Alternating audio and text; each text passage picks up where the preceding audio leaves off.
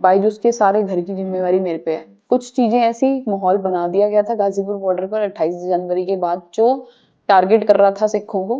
अभी वो लाइन भी खूब चली, हम्म। डाउनफॉल जैसा भी हो, हम्म। कम बैक बॉबी और लॉर्ड बॉबी जैसा होना चाहिए। मैं कहूंगी कि पैसा मोटिवेशन हो सकती है, पर सबसे बड़ी मोटिवेशन आपके लिए लोगों की खुशी होनी चाहिए। पहली बार ऐसा हो रहा होगा कि एक आंदोलन को खत्म करने का दुख हो दुख हो रहा रहा है। और कसम की बात है कि कोई ऐसे नहीं कि बस कहने को कह दिया।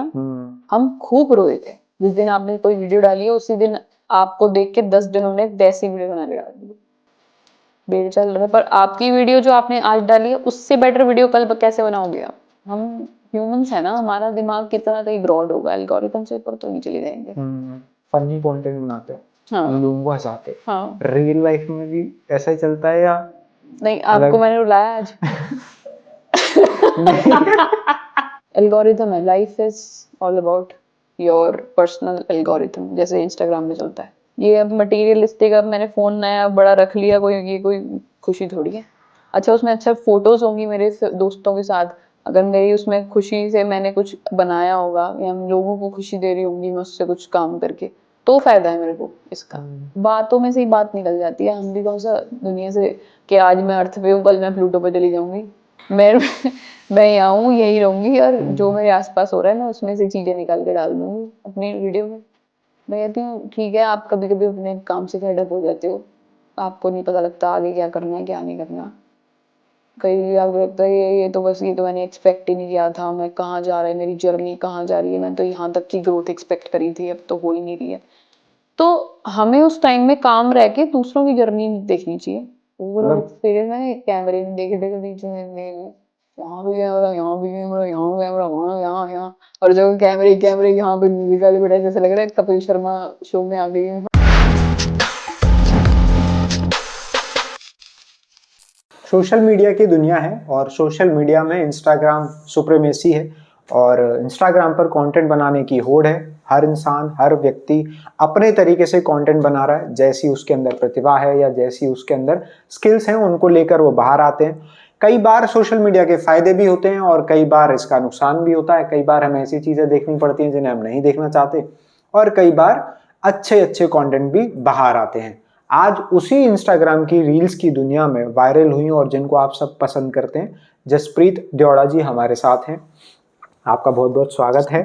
और मुझे तो आप सब जानते ही हैं, गजेंद्र सिंह आपका होस्ट पीओवी का, आपका बहुत बहुत स्वागत है शो में, आपने समय दिया। पहले यहीं से शुरू करते हैं कि किस तरीके से शुरुआत हुई ये रील्स बनाने की और कंटेंट क्रिएशन की दुनिया में आने की, फिर आगे बढ़ेंगे। रील्स तो जब से फीचर आया तब से थोड़ी बहुत बना लेते थे। उससे पहले इंस्टाग्राम, आपको पता ही है, इंस्टाग्राम जस्ट एक फोटो पोस्टिंग ऐप होता था। बिल्कुल।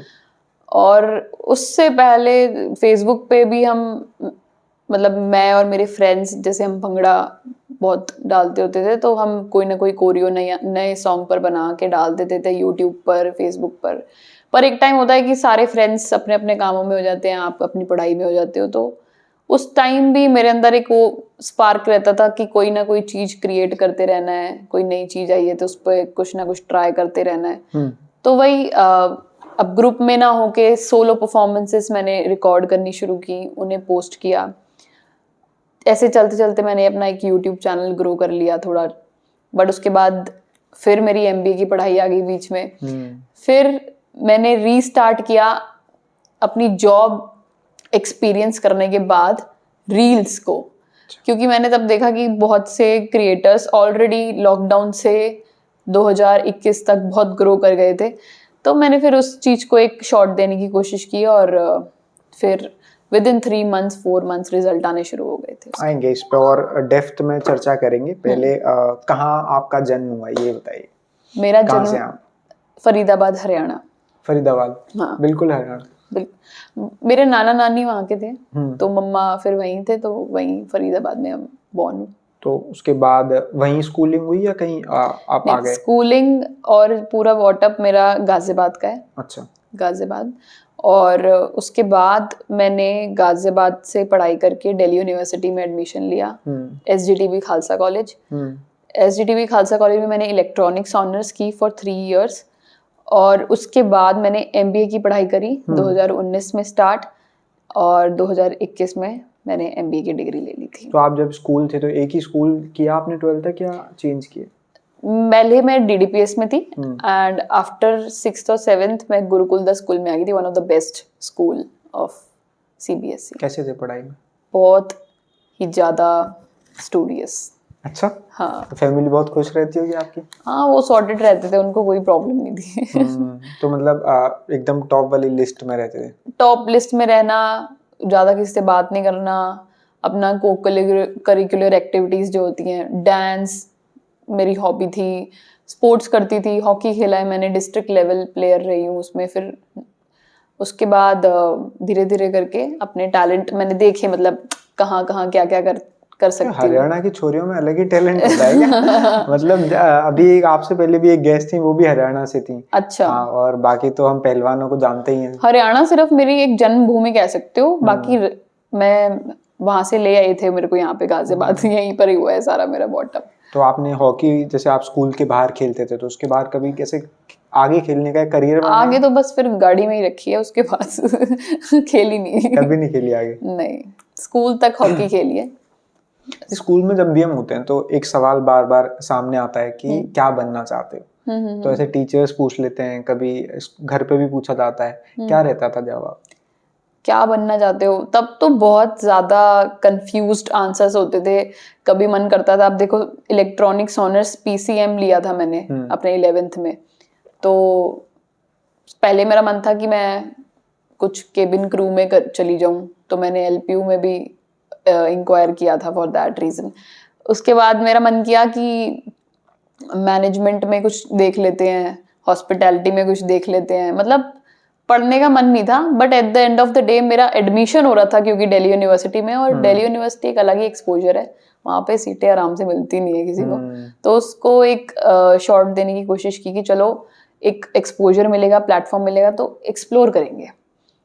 इसलिए मैंने पढ़ाई वाला कोर्स ले लिया, इलेक्ट्रॉनिक्स ऑनर्स। मुझे लगा मैं कर लूँगी, और मैंने कर भी लिया। बट इंटरेस्ट मेरा पढ़ाई में नहीं था, तब भी मैं कुछ ना कुछ, जैसे भंगड़े की टीम स्टार्ट कर ली, बास्केटबॉल की टीम में चले गए, बाहर फेस्ट्स में चले गए, एक्टिविटीज में इन्वॉल्व रहना, पंचायती करना, यही सब, मतलब दिल्ली यूनिवर्सिटी वाले काम बढ़िया। तो आप सीधे स्कूल से कॉलेज, कौन सा कॉलेज मिला? College SGTB Khalsa college, north campus, जिसकी वजह से आप जाने जाते हैं। खालसा कॉलेज। आपने प्रोफाइल में भी मेंशन करा खालसा कॉलेज वाली। क्या स्टोरी है, मतलब ऐसे बहुत पॉपुलर हुए आप? खालसा कॉलेज मैंने लिव किया है खुद, मतलब मेरा एक्सपीरियंस जो था खालसा कॉलेज का, जैसे वहाँ पे मैं लोग देखती थी, बच्चे देखती थी, टीचर्स होते थे, तो वो अंदर बैठे हुए हैं कि एक बच्चा जो स्टूडियस है, फिर वो एकदम से एक ऐसे एक्सपोजर में आता है जहाँ पे अलग ही दुनिया है। फिर वो दुनिया, अब मेरे अंदर शायद भगवान ने वो लगाया होगा कि मतलब मैं ऐसी ऑब्जर्वर हूँ कि उन चीज़ों को देख के किसी ना किसी चीज़ से मैं क्रिएट करके लोगों को वो कर सकती हूँ, सर्व कर सकती हूँ। तो वो चीज़ें अभी तक छाप है मेरे दिमाग में खालसा कॉलेज की। तो वो एक खालसा कॉलेज की एक लड़की कैसी हो सकती है, खालसा कॉलेज का एक लड़का जो हॉकी खेलता है वो कैसा है, खालसा कॉलेज की गिद्दा सिखाने वाली टीचर कैसी है, तो वो सारे Khalsa college characters, Khalsa college में कैसी फुकरियाँ मारते हैं लोग, क्या गेड़ियाँ मारते हैं, कहाँ खाने जाते हैं, क्या पहनते हैं, उन चीज़ों के ऊपर जो भी मेरा पॉइंट ऑफ व्यू होता था वो मैं अपनी रील्स में बना के डालना शुरू कर देती थी। डीयू की पॉलिटिक्स भी बहुत फेमस है। पॉलिटिक्स कभी पार्ट बने उसका? जी बिल्कुल, एक कैरेक्टर है मेरा, उसका नाम है मनदीप कौर। अच्छा। सो वो कैरेक्टर है जो प्रेसिडेंट के लिए खड़ी हो रही है। तो वो हर बच्चे के पास जाके कैसे अप्रोच करती है, पिच करती है कि मुझे वोट करना, मैं कपल फ्रेंडली एनवायरनमेंट बना दूंगी कॉलेज में। मतलब तो जो अट्रैक्ट करेंगे पॉइंट्स। हाँ, तो जैसे वो कभी स्पीच देने के लिए बेंच पे खड़ी होती है तो उसे पेपर्स पर वो आते हैं, पेपर बॉल्स आते हैं उसके ऊपर, तो वो बहुत सारे शॉर्ट्स मिला के रील बनाई थी मैंने, कैरेक्टर मनदीप कौर। तो रियल में ऑब्जर्व करी थी ऐसी चीजें कि पॉलिटिक्स में? रियल में तो हम ये ऑब्जर्व करते हैं ना कि चलो जीत गए तो ढोल बज गया, है ना, लड़ाई हो गई तो ये बोल दिया, टीचर और स्टूडेंट की सलाह कैसे करा दी। तो रियल में एक्सपीरियंसेस कुछ ऐसे थे, बट उसमें एक ह्यूमर पॉइंट डाल के उसको दिखाना। पैसा वैसा भी बढ़ता है? किस बात का? इलेक्शंस में? हाँ, बहुत बढ़िया। पैसा भी बढ़ता है, दारू भी बढ़ती है।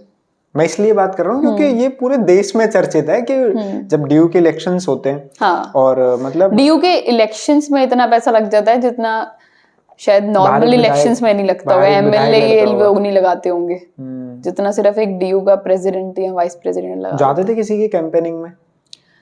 मैंने ऑनेस्टली किसी को इतना ज्यादा टाइम नहीं दिया, बट मैंने बहुत करीबी लोग मेरे थे जो इसमें इन्वॉल्व थे और वो लोग अपना करते रहते थे, तो हम बस हाँ we were there in touch कि हाँ ठीक है ये चल रहा है और ये चलता रहेगा, इसको कोई रोक भी नहीं सकता। लाइफ बिल्कुल कॉलेज वाली ऐसी थी जैसी फिल्मों में देखी?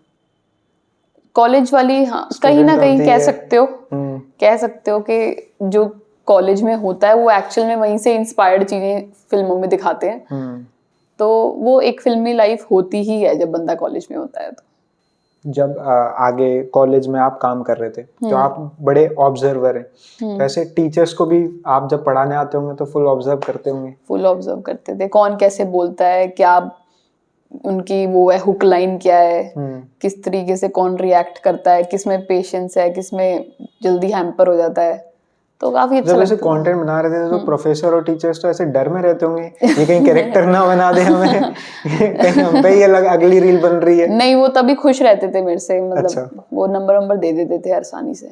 उनको लगता था बढ़िया है। हाँ। उसी टाइम मतलब मजा भी आ रहा था कंटेंट बनाने में। तो आप उस टाइम फुल फ्लैश कंटेंट शुरू? तब मैं एक्टिंग नहीं करती थी, तब मैं सिर्फ पंगड़ा करती थी और कॉम्पिटिशन्स में जाती थी पंगड़े के। आप कोरियोग्राफर भी हैं? कोरियोग्राफर भी हूँ। जो डांस आपने एज अ प्रोफेशन भी पकड़ा है। हाँ। तो कब से था ये डांस का? ये तब से खालसा कॉलेज से स्टार्ट, कॉलेज से शुरू और ये हुआ? एक्ट करना मैंने तब से शुरू किया जब से मैंने रील्स पे कॉन्सेंट्रेट 2022 से।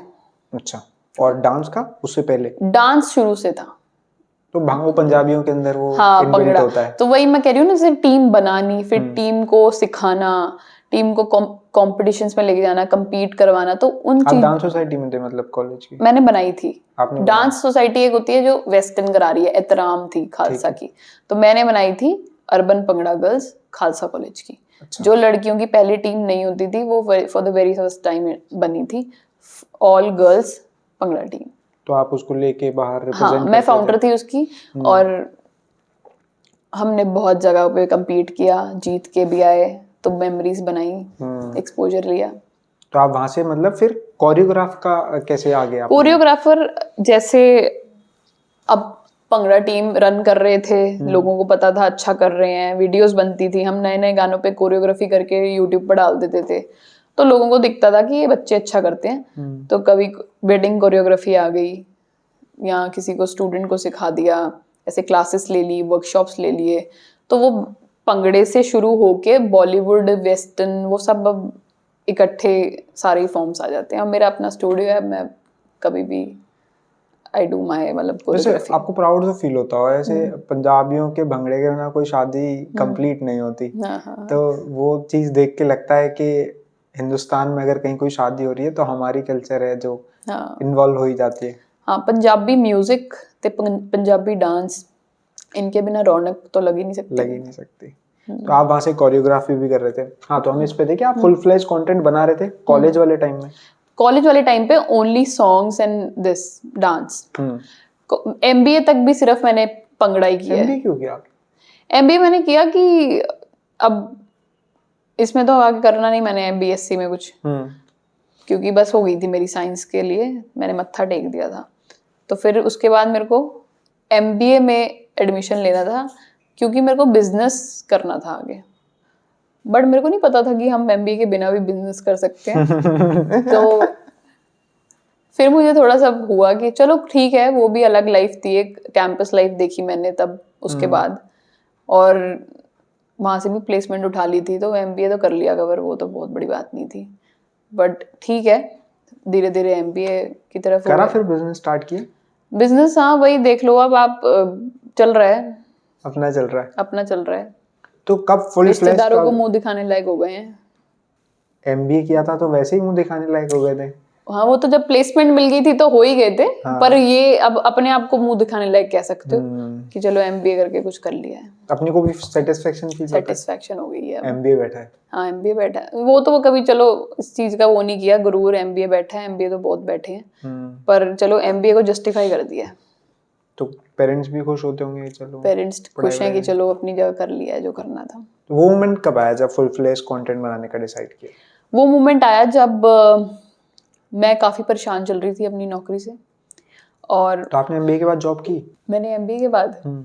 हाँ हाँ, कितने नौकरी तभी तो कर, जहाँ आपने बताया प्लेसमेंट, हाँ, कितने टाइम की? कंपनी बता दूं, हाँ, मैंने बायजूस में मेरे को हुआ था, रिक्रूट किया था। फिर तो दर्द समझ सकते हैं। दर्द समझ सकते हो हाँ। ना, तो आज फिर पूरे ही दर्द बताऊंगी मैं हाँ। आपको exclusively on news daily. Exclusively. तो हुआ क्या था कि 2-3 प्लेसमेंट में मैं बैठी थी। मुझे नहीं पता था कि हमें सिलेक्टिव कंपनीज में बैठना चाहिए, और मुझे ये भी नहीं पता था कि बायजूस की इतनी बुरी इमेज है। तो तो हुआ क्या कि अब 1-2 में मैं रह गई, वो भी एकदम लास्ट राउंड में, मतलब 3-4 राउंड होते हैं और उसमें भी जो लास्ट वाला, क्योंकि जब वो मेरे से पूछते थे ना कि वाई सेल्स, तो पैसे तो सेल्स में ही मिलते हैं देखो, Obvious. तो मैंने सेल्स करनी नहीं थी, मुझे लगता है बोरिंग। तो जब वो कहते थे ना वाई सेल्स, तो मेरे मुंह पे एक क्वेश्चन मार्क खुद से ही आ जाता, चाहे मैं जितनी मर्जी एक्टिंग कर लूं। बट जब मेरे को कोई पूछेगा ना कि तूने सेल्स क्यों करनी है, तो मेरा असली रूप बाहर आ जाएगा कि मैंने करनी नहीं है, तो मेरे से पूछ क्यों रहा है। वो अब बैठेगा पूछेगा तो सही, पैसे देने मैंने तेरे को। ठीक है। तो अब वो 2-3 राउंड में हुआ ऐसे ही था, उन्होंने मेरे से पूछ लिया था वाई सेल्स, बाकी सारे आंसर बढ़िया, ये वाला बेकार।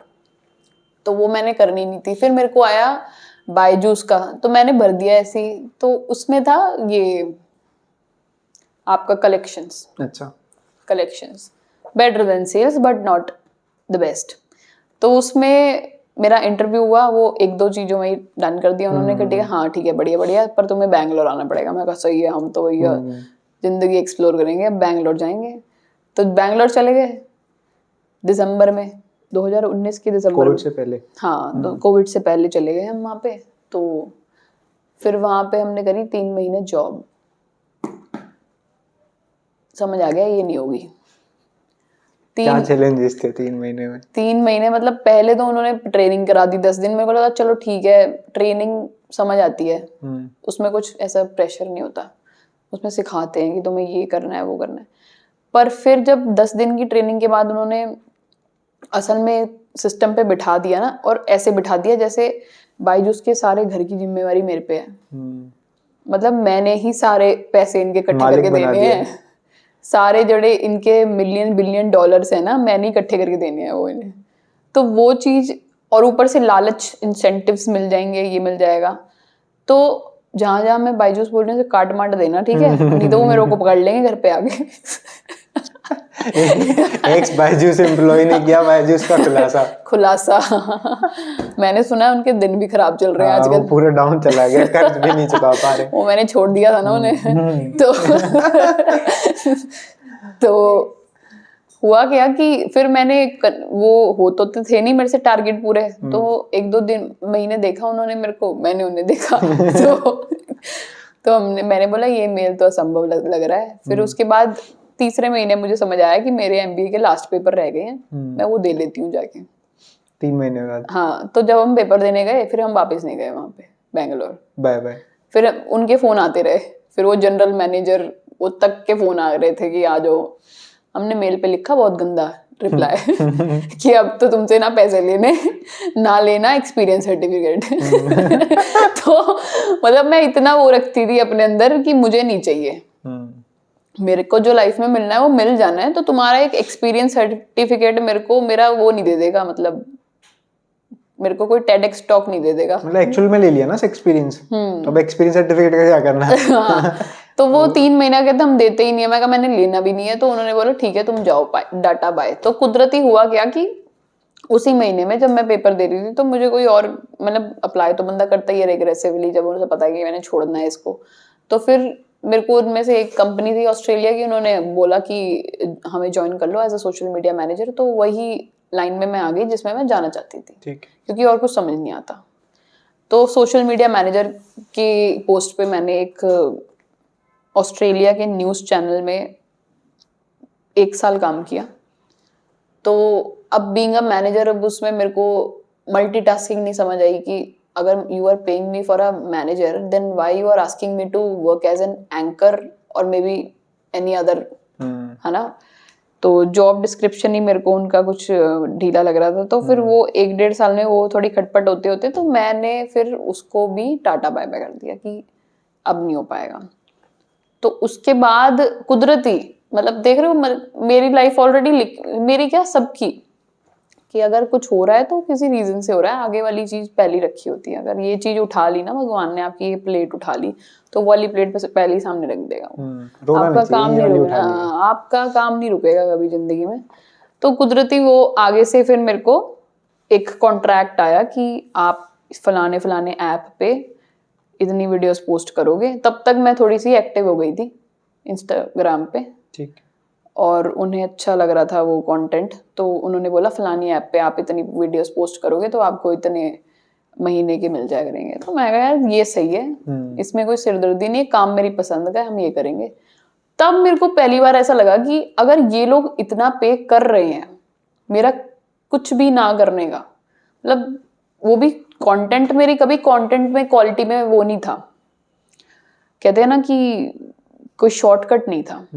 मैंने हमेशा क्वालिटी कंटेंट दिया है, चाहे मेरी बहुत पुरानी वीडियो निकाल के देख लो, उस टाइम की कंटेंट क्वालिटी होगी वो।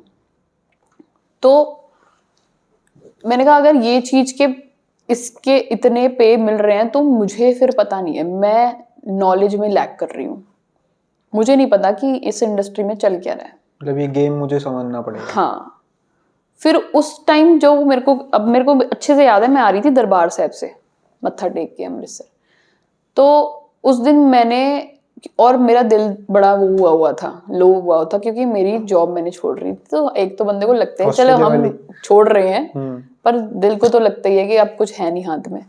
तो फिर उस दिन मेरे को थोड़ा ऐसे होप मिल गई कि अब तो ये करना है, और अब इसको ऐसे झिक के करना है कि कुछ और करना ही नहीं है।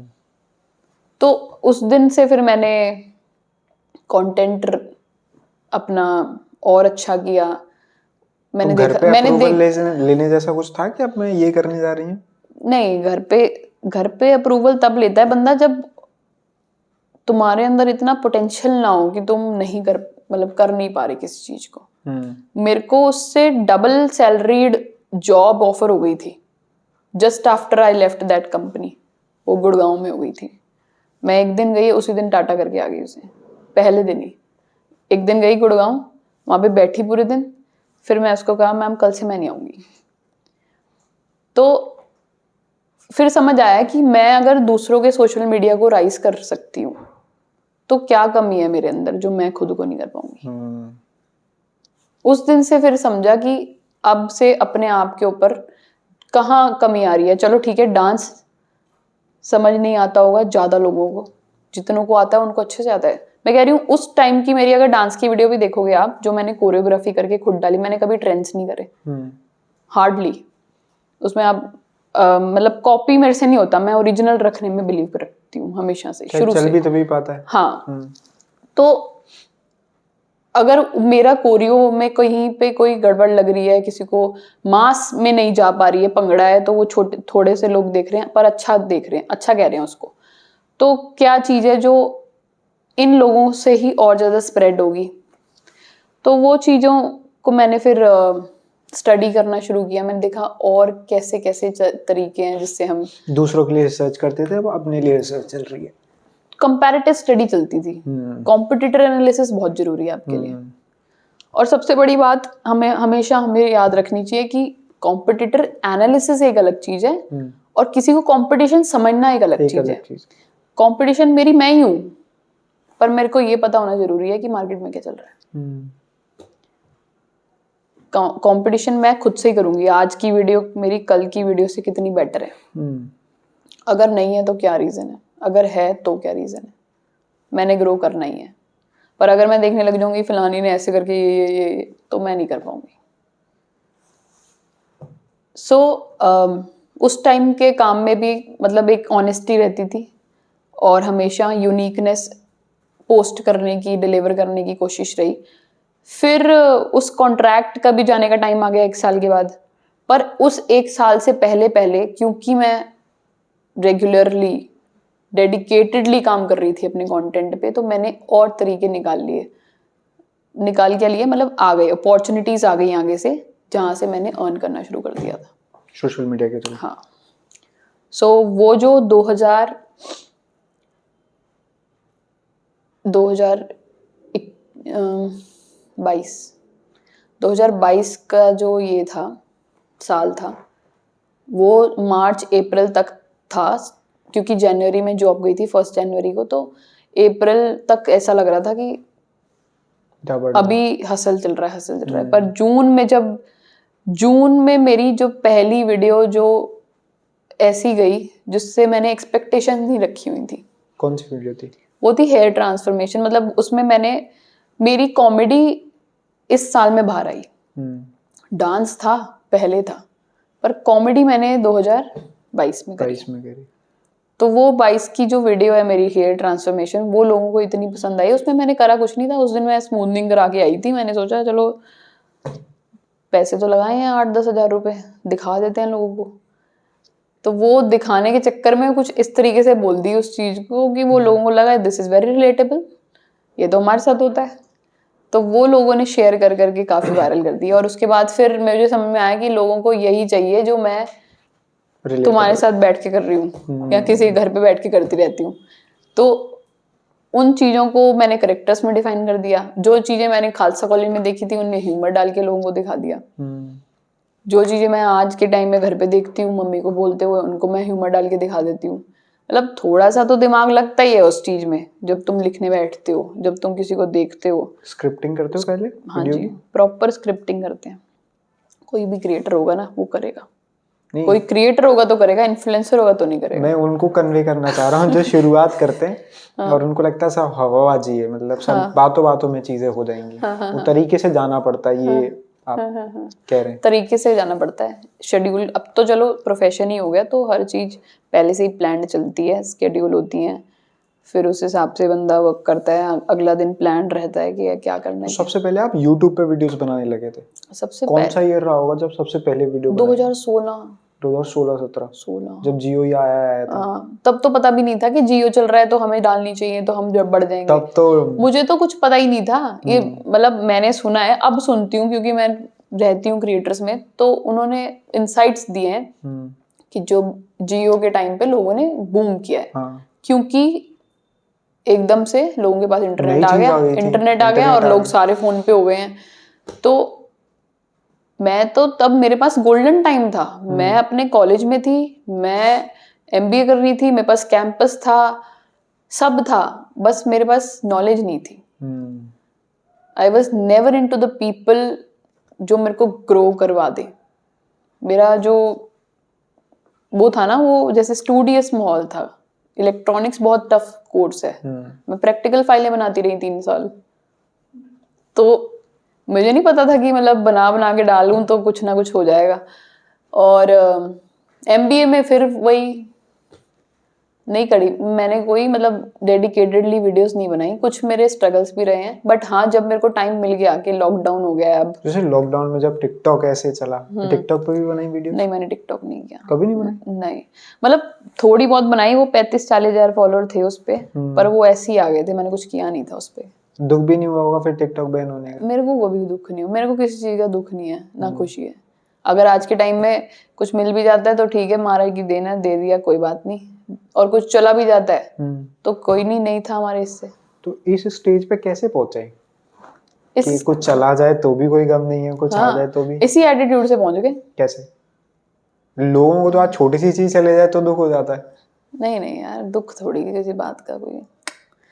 ऐसे तो जिंदगी इतनी लंबी है, इतनी बड़ी है, खुश रह के जीना है ना। खुश इन द सेंस कि अंदर से जो मेरी सोल है वो फुलफिल रहनी चाहिए।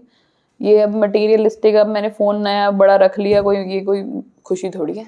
अच्छा उसमें अच्छा फोटोज़ होंगी मेरे दोस्तों के साथ, अगर मेरी उसमें खुशी से मैंने कुछ बनाया होगा या लोगों को खुशी दे रही होंगी मैं उससे कुछ काम करके, तो फ़ायदा है मेरे को इसका। पर मैंने लेके रख लिया, उसका कोई फ़ायदा नहीं है। वो तो फिर शो ऑफ हो गया ना, वो नहीं करना। कोविड में क्या कर रहे थे? कोविड में पहले साल तो एंजॉय कर रहे थे, फिर बिल्कुल कर रहे थे, छुट्टियां टाइप्स, वैकेशन चल रही थी, वैकेशन चल रही थी बिल्कुल एकदम। नया कुछ था ना वैसे, एकदम बंद रहना था, बंद घर पे रहना, रहना था। मेरे को कोई प्रॉब्लम नहीं है, मैं अंदर रह के भी खुश हूँ, और जब मैं बाहर हूँ तो मैं, आपने मेरी एक्सट्रोवर्ट वीडियोस देखी होंगी कि मतलब I am a kind of extrovert who is introvert. ये नया और इंटरेस्टिंग टर्म है। मतलब मैं कोई टाइम वेस्ट नहीं होने देती, अपना घर में बैठी होंगी ना अपने कमरे में, पूरे पूरे दिन बैठ के ऐसी स्टडी कर लूंगी, यूट्यूब पे बना लूंगी, कर लूंगी। बट अब तो थोड़ा काम डिमांड करता है कि बाहर निकल, ये करना है वो करना है। नहीं तो मेरे को तो अपना यूट्यूब बेस्ट है, नॉलेज ले लो जितनी ले सकते हो, अगर वेले बैठे हो, जैसे लॉकडाउन जैसे टाइम में हो तो। रोटी बनानी मैंने फिर नहीं सीखी, पर कभी भी नहीं मम्मी हाँ बड़ी गालियां देती मम्मी, कोई रोटी नहीं सीखी मैंने। कुछ काम नहीं करते थे घर पे? नहीं, काम मैं करती थी, झाड़ू पोछे मैं करती थी, रोटी नहीं बनाते? रोटी नहीं बनाती थी मैं। तो रामायण देखते थे कोविड में? रामायण तो नहीं देखी वैसे, रामायण मेरे को पता है, अच्छा। छोटे होते कार्टून में देखी थी, और अभी वाली तो नहीं देखनी चाहिए थी वैसे वो तो। ये कुछ लोग ही समझेंगे, मगर इंटरेस्टिंग है। बट चलो साउथ वालों से थोड़ी उम्मीद है, वो अच्छी बना लेंगे, है ना? आ रही है ना उनकी? आ रही है, बना रहे कुछ बड़ा। सही है। तो कोविड के ड्यूरिंग, कोविड में पहले साल कुछ नहीं किया, तो दूसरे साल फिर वो शुरू हो गया था अपना किसान आंदोलन। तो कैसा अनुभव था वो किसान आंदोलन, क्योंकि आप बड़े नजदीकी से देख रहे थे, वहां इन्वॉल्व थे आप, तो थोड़ा सा खुल के बताइए कि किस तरीके के अनुभव थे आपके। किसान आंदोलन के जो साल सवा साल वहाँ पे सारे किसान, उनकी फैमिलीज, उनके बच्चे, हर एक बंदा जिन्होंने वहाँ पे अपना कंट्रीब्यूशन दिया है, सबसे पहले तो उनको सल्यूट है। नोइंग दैट कि उनको अभी तक जस्टिस पूरी तरीके से नहीं मिला है, पर किसान आंदोलन ने अपने आप में लोगों को कितना कुछ दे दिया बिना कुछ लिए, ये हमें इस चीज का कोई अंदाजा भी नहीं है। कितने मेरे जैसे लोग अगर वहां जाते थे तो मैं ये सोच के गई थी, 3 को आए हैं माँ से किसान, और उन्होंने सिंगू पे रखा है पैर, और 4 5 6 7 8 मुश्किल से हफ्ता मैंने देखा है सोशल मीडिया पे कि किस तरीके से उनके साथ ट्रीट किया जा रहा है, गवर्नमेंट क्या क्या बोल रही है।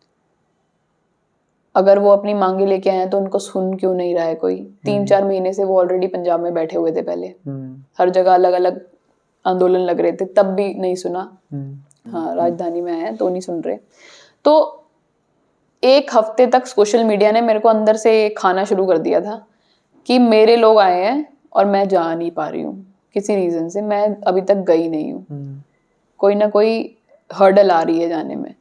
पर 1 हफ्ता जो मैं रुक गई, वो मेरे को पता नहीं किस तरीके से, पर 9 तारीख मुझे याद है अभी भी, मैं पहली बार सिंगू बॉर्डर गई थी 9 दिसंबर को, और जो मैंने वहां देखा, मैंने बचपन से यही 23-24 साल तक मैंने ये देखा था कि जब मैं साल में 1 बार पिंड जाती हूँ ना, तो मुझे वहां इतना प्यार मिल जाता है जो शहरों में मेरे को पूरे साल कोई नहीं दे सकता। वहां पे एक दूध, मम्मी भी रोज दूध पिलाती हैं, दादी भी पिलाती हैं, पर वहां पे अगर शाम को आप दूध पी रहे हो ना सबके साथ बैठ के, तो वो जो अनुभव है ना, वो बहुत अलग है बाकियों से, क्योंकि उन्होंने दूध नहीं पिलाना सिर्फ आपको, उन्होंने प्यार देना है अच्छे से। और वो जिनको हम साल में शायद 1 बार मिलते हैं जाके, अगर वो हमारे शहर में आ गए हैं तो हमारा क्या बनता है फर्ज कि हम उनके साथ खड़े हो, हम उनका सुने, हम उनकी बात, अगर हमारे अंदर थोड़ी बहुत भी क्षमता है इस बात को डिलीवर करने की किसी जगह पे, सोशल मीडिया कह लो या ये वर्ड ऑफ माउथ कह लो, किसी भी तरीके से हम अगर लोगों को उनकी पर्सपेक्टिव, उनके ओपिनियंस, उनके हकों के बारे में बता सकते हैं, तो हम क्यों नहीं कर सकते ये। तो उस चीज ने मुझे बहुत हिट किया, और मैंने सिंगू बॉर्डर पर पहले दिन ही जाके DSLR से बहुत सारे शॉट्स लिए, किसानों के इंटरव्यू लिए। मेरे पास वो छोटा सा माइक होता था, वो भी मैंने ऐसे कंटेंट क्रिएशन के लिए लिया। कुछ पिक्चर्स को देखा मैंने, आप बिल्कुल फोटो जर्नलिस्ट लग रहे हैं, बिल्कुल कि एकदम आप कवर करने निकले हुए। तो मेरा वो DSLR पूरा साल सवा साल मेरे साथ ही रहता था। मैंने जो भी वीडियोस बनानी, फोटोज करनी, मैंने फ़ोन का कम ही यूज़ करना। ज़्यादातर जो भी किसानों की वीडियोस हैं वो मैं HD क्वालिटी में लेके फिर अपने मीडिया पर डालती थी। तो फॉर द टाइम बिंग मैंने यही फोटो जर्नलिज्म कह लो या रील्स कह लो, उस टाइम रील्स बहुत ज़्यादा ट्रेंड कर रही थी, तो रील्स पे मैंने उनके इंटरव्यूज डालने शुरू कर दिए और कुछ इस तरीके से डाले कि उसको क्रिएटिव लगे। वो पीछे आप जानते होंगे पंजाबी इंडस्ट्री तो हर जगह खड़ी हो ही जाती है। पंजाबी इंडस्ट्री ने बहुत सारे ऐसे गाने दिए, हरियाणा में भी जो सिंगर्स थे उन्होंने भी कोलैब कर करके बहुत अच्छे गाने निकाले थे उस टाइम पे। तो बीइंग अ क्रिएटर, वो इनसाइड क्रिएटर हमेशा जाग रहा था। उसने उन गानों से, उन क्लिप्स से, अपने इंटरव्यू करने के स्टाइल से, शॉर्ट से कुछ ऐसी रील्स बनाई और पोस्ट की जो लोगों को समझ आने लगी और उन्हें ग्राउंड रियलिटी दिखी। अच्छा, वो कह रहे हैं कि ये खालिस्तानी है, ये एंटी नेशनलिस्ट हैं, ये सेफ नहीं है, इन्होंने रेप कर दिए हैं वहां पे, ये ठगी कर रहे हैं, मतलब जो बोला जा सकता है वो बोला उन्होंने उनके लिए। अगेन एक लड़की जो शहर की है वहीं की, वो आंदोलन में बहुत फ्रीली घूम रही है, वो उन लोगों से बातें कर रही है, वो उन लोगों के पास बैठी हुई है, उसे तो कोई सेफ्टी इश्यूज नहीं है। मैं तो रात रात तक रहती थी वहां पे, मुझे तो सबको बढ़िया लगता था कि वो उनके साथ बातों में ही 3-4 घंटे ऐसे निकल जाते थे कि मेरे को लगता था हमें जरूरत ही नहीं है, क्या करेंगे बाहर घर जाके, बोर ही होना है। तो जब एक ग्राउंड रियलिटी तुम अपने पेज से डालना शुरू करते हो ना और फैक्ट्स थ्रो करना शुरू करते हो, Mandeep Punia one of the journalist, उन्होंने बहुत अच्छा काम किया किसान आंदोलन पे। अजीत अंजुम, हाँ, उन्होंने भी काफी अच्छे पुनियाब वाले थे, है ना। तो उन्हें हम फॉलो करते हैं, उनके अकाउंट्स क्यों बैन हुए पूरे टाइम, यही रीजन था ना। तो मेरा साइड ट्विटर पे कम रह के या कह लो फोटो जर्नलिज्म भी थोड़ा बहुत रह के, मैं रील्स पे इन चीज़ों को ज़्यादा पोर्ट्रे करती थी क्योंकि मेरा दिमाग उस तरीके से चलता था। तो वो रील्स मेरी किसान आंदोलन की, कंगना रोस्ट की और कुछ ऐसी रीलें जिनमें मैं उनको इंटरव्यू उस तरीके से कर रही थी, तो इतिहास बता रही थी सिखों का कि ये लंगर क्यों लगे हुए हैं, कैसे लगे हैं, कहाँ से आ रहे हैं पैसे, अच्छा आ रहे हैं, तो फैक्ट्स को तोड़ के बताना कि क्यों तुम्हें वो दिख रहा है, हम ये दिखाते हैं तुम्हें। और ABVP और ये सब, आई एम सॉरी अगर आपको प्रॉब्लम है इन चीजों से, गोदी मीडिया नाम दिया हुआ था हमने, तो वो गोदी मीडिया जहां दिख जाते थे हम उनके पास ही जाके खड़े हो जाते थे कि हम दिखाते हैं आपको रियलिटी, ये देख लो कहाँ पे जाके ये वीडियो बना रहे हैं। असल में एक आधा अगर कोई AC कंटेनर होगा ना जिसमें बुजुर्गों के लिए स्पेशल सुविधा बनाई होगी कि कोई बहुत ही बुजुर्ग है जिसको जरूरत है, चलती थी, हाँ, कोई AC कंटेनर होगा ना, तो इन्होंने उसी AC कंटेनर के आसपास घूमते रहना है। वहां पे 10 चारपाई बिछी हुई हैं और कुछ नीचे भी लेटे हुए हैं, उन्हें भी कवर कर लो मैम जाके। आपने उन्हें तो एक बार नहीं दिखाया, उनका स्ट्रगल भी देख लेते, आपको AC वाला दिख गया बहुत जल्दी। तो ये चीजें होती थी किसान आंदोलन पे। वैसे जब आप इतने क्लोजली सारी चीजों को दिखा रहे थे, तो आपको भी भद्दे कमेंट्स या उल्टी सीधी चीजें बोली जा रही होंगी? सबसे मजेदार बात ये है कि मेरे को भद्दे कमेंट्स जो आते थे उनकी अपनी कोई आइडेंटिटी नहीं होती थी, वो सारे फेक आईडीज वाले होते थे, और जो मुझे प्रेस करते थे वो सारे रियल आईडीज थे। तो उसी से पता लग जाता है कि प्रोपेगेंडा चला कौन रहा है, ट्रोल आर्मी, बॉट्स बिठाए किसने हुए हैं, ऐसे। तो ऐसे कभी डिमोरलाइजेशन हुआ जब ये कर रहे थे और कुछ इस तरीके के लोग बोलते हैं, टारगेट करते हैं, हाँ। तो कुछ ऐसा लगता था कि नहीं करना चाहिए? नहीं, मेरे को लगता है कि अगर मैं कोई काम कर रही हूँ उसकी मेजॉरिटी किस तरफ बात कर रही है, अगर मैं नहीं कहती कि मेरे से कभी गलती नहीं होगी, हो सकता है मेरा ओपिनियन कभी ऐसा रॉन्ग चला जाए और उसके नीचे लोग मुझे नापसंद कर रहे हो, तो मैं सोचूंगी कि शायद मैंने कुछ ऐसा बोला जो सेंटिमेंट हर्ट करें या मेरे वर्ड्स कुछ ऐसे चले गए होंगे। पर जो मेरी मेजॉरिटी होती थी वो हमेशा प्रेज ही कर रही होती थी, और कुछ जो 2-3 आते थे उन्हें भी पकड़ लेती थी वो कि आ जाओ बेटा, तुमने बोल किस हिसाब से दिया, उसका रोज का स्ट्रगल तुम देख, जो जुड़ते थे वो जुड़ते चले जाते थे, उन्हें पता था कि मैं रोज क्या कर रही हूँ वहां पे जाके। तो ये जब कर रहे थे तो धीरे धीरे फैमिली साथ थी या मतलब कैसे? फैमिली मेरी हमेशा से ही साथ थी, उन्हें मेरे अंदर का जो ये स्पार्क था उन्हें अच्छा ही लगता था, और उन्हें पता था कि ये अनस्टॉपेबल है, अगर हम इसे कह भी देंगे कि तू बैठ जा घर पे या मत कर ये सब, नहीं बैठने वाली। ऑब्वियसली वहां पे कुछ चीजें ऐसी माहौल बना दिया गया था गाजीपुर बॉर्डर पर 28 जनवरी के बाद, जो टारगेट कर रहा था सिखों को। हुए भी थे ऐसे इंसिडेंट्स जहाँ पे सिखों को अलग से मतलब किसी और रीजन की वजह से किसी और ग्रज का वो निकाल दिया था अलग अलग कॉर्नर्स में। तो आ जाते थे थ्रेट्स की, मम्मी को भी ऐसा लगता था, वो बोलते थे यार मत जाया कर तू ना, तू टारगेट करा कर ऐसे सरकारों को सीधा वहां पे खड़ी होके। हम यूपी में रहते हैं, सबसे बड़ी बात हम दिल्ली में भी नहीं रहते, तो स्टेट का फर्क पड़ जाता है। बंदा यहाँ से यहाँ होता है पता नहीं लगता यूपी में। तो मैं कहती हूँ कि हाँ चलो ठीक है, पर ठीक है जब हम आंदोलन में रहते हैं, कुछ लोगों के साथ रहते हैं, तो लोग भी हमारे साथ ऐसे पिलर्स जैसे जुड़ते हैं जो हमें पता है कि कोई पहुंच रखते हैं, हम अकेले नहीं हैं। तो मुझे बहुत ऐसे लोग मिले और अभी भी मेरे टच में है, हमेशा रहते हैं, और मैं उसके लिए ग्रेटफुल हूँ। और मेरी मतलब पिठ नहीं लगने दी, भगवान ने कभी मेरी पिठ नहीं लगने दी। जो मैंने करा है मैंने डंके की चोट पे करा है और हमेशा करती रही हूँ। मेरे आगे कोई अगर कंकड़ रोड़े जो भी फेंकता था, मैं वही फेंक देती थी उसके ऊपर वापस उठा के। काफी लंबे समय तक चला था, एक 1.5 साल तक चला वो आंदोलन, तो पूरा फॉलो कर रहे थे आप? हाँ जी। जब अनाउंस हुआ, मोदी जी आए स्क्रीन पे, बोले मेरी तपस्या में कोई कमी रह गई होगी। अरे वो तो दिन ही, उस दिन गुरपुरब था, आपको याद हो तो।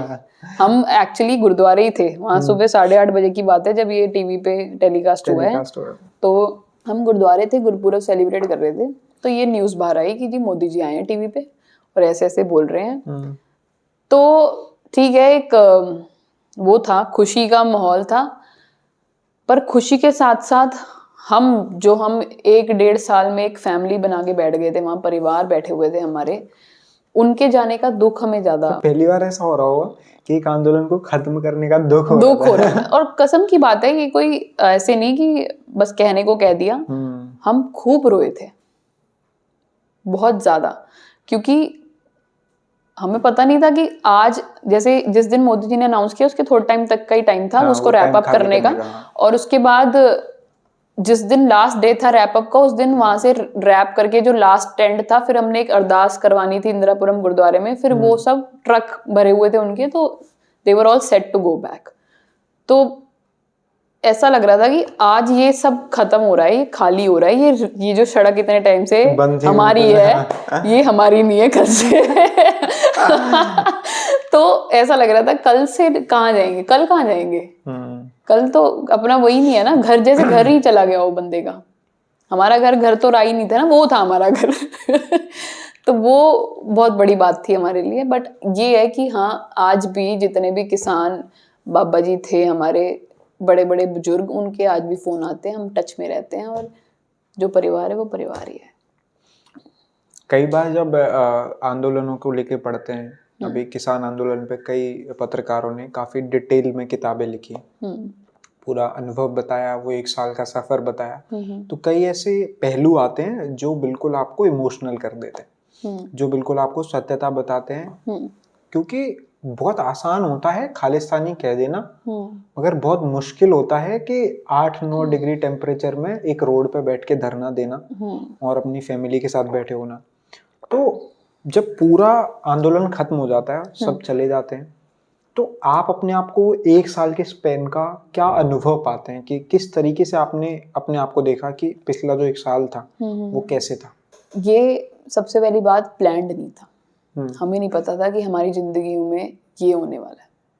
मैंने कभी नहीं सोचा था कि मैं इतने दुनिया का सबसे बड़ा प्रोटेस्ट था, ये 1 साल तक चलने वाला सबसे बड़ा, और इस प्रोटेस्ट का इतने क्लोजली पार्टिसिपेशन रहेगा मेरी जिंदगी, मुझे नहीं पता था।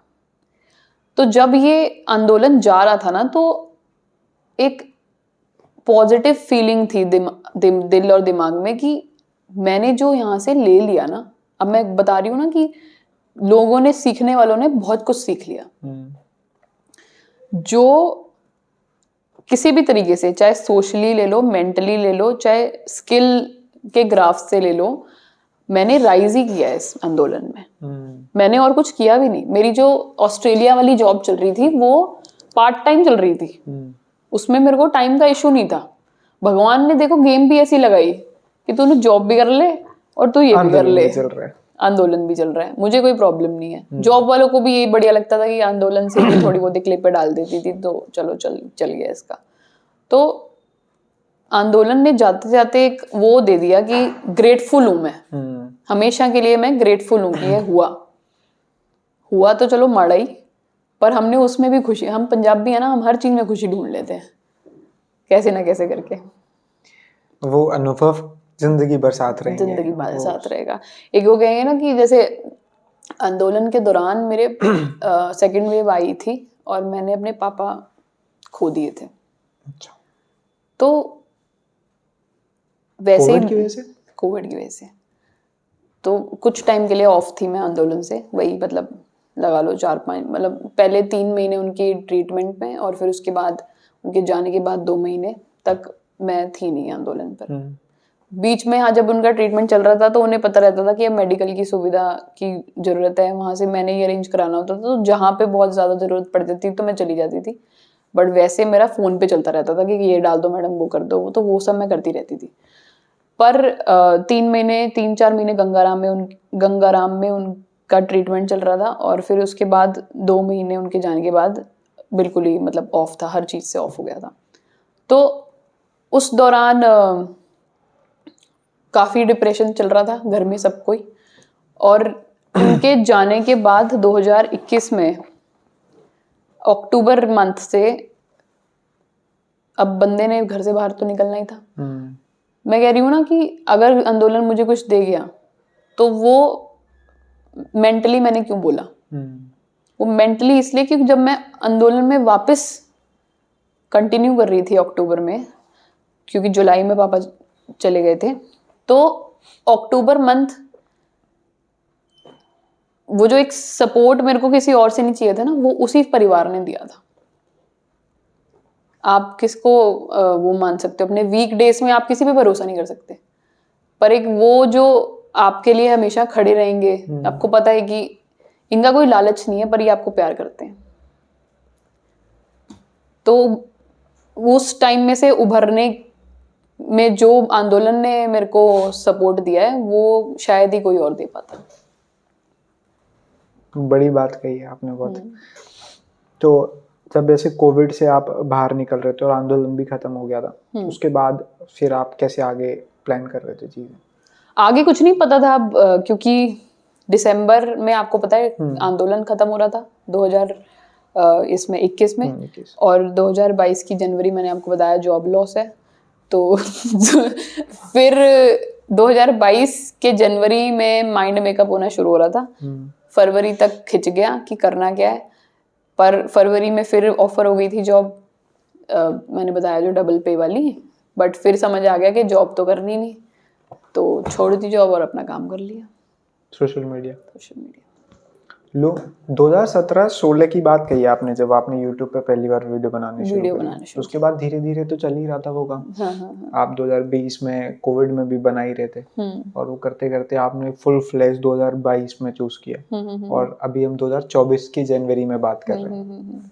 एक अगर 17 की भी बात करें तो 3, 20 और 4, 7 साल हो जाती है। हाँ जी। एक लंबा टाइम हो जाता है, उसमें आपने सीखा भी। आजकल लोगों को लगता है कि इंस्टाग्राम पे किसी भी सोशल मीडिया प्लेटफॉर्म पे आना है, 4 दिन सीखना है, अगले 4 दिन काम करना है, और अगले 5वें दिन चाहिए ग्रोथ, सक्सेस।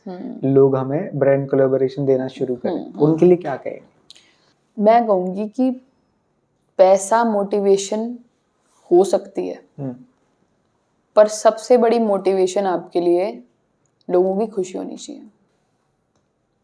अगर आप कुछ डिलीवर कर रहे हो और वो लोगों को पसंद आ रहा है, अगर आप वैल्यू ऐड कर रहे हो उनकी जिंदगी में, अगर उन्हें या तो उन्हें स्माइल करवा पा रहे हो, या उन्हें इन्फॉर्मेशन दे पा रहे हो, या उन्हें किसी भी तरीके का कुछ ढंग सिखा पा रहे हो, और वो पसंद कर रहे हैं आपको, that is your first motivation. Money is second, और मनी तो मुझे लगता है होना भी नहीं चाहिए। ठीक है, खाना पीना भी है, पेट भी चलाना है, घर भी चलाना है, पर मनी एक साइड है, और तुम्हारा जो पैशन है towards your goal, towards your work, towards जो भी नीश आपने पकड़ा हुआ है। अगर मैं कुक हूँ तो मेरी रेसिपी ऐसी क्या होनी चाहिए, अगर मैं डांसर हूँ तो मेरी मूव्स अलग कैसे होनी चाहिए, मैं कैसे अलग होनी चाहिए बाकियों से।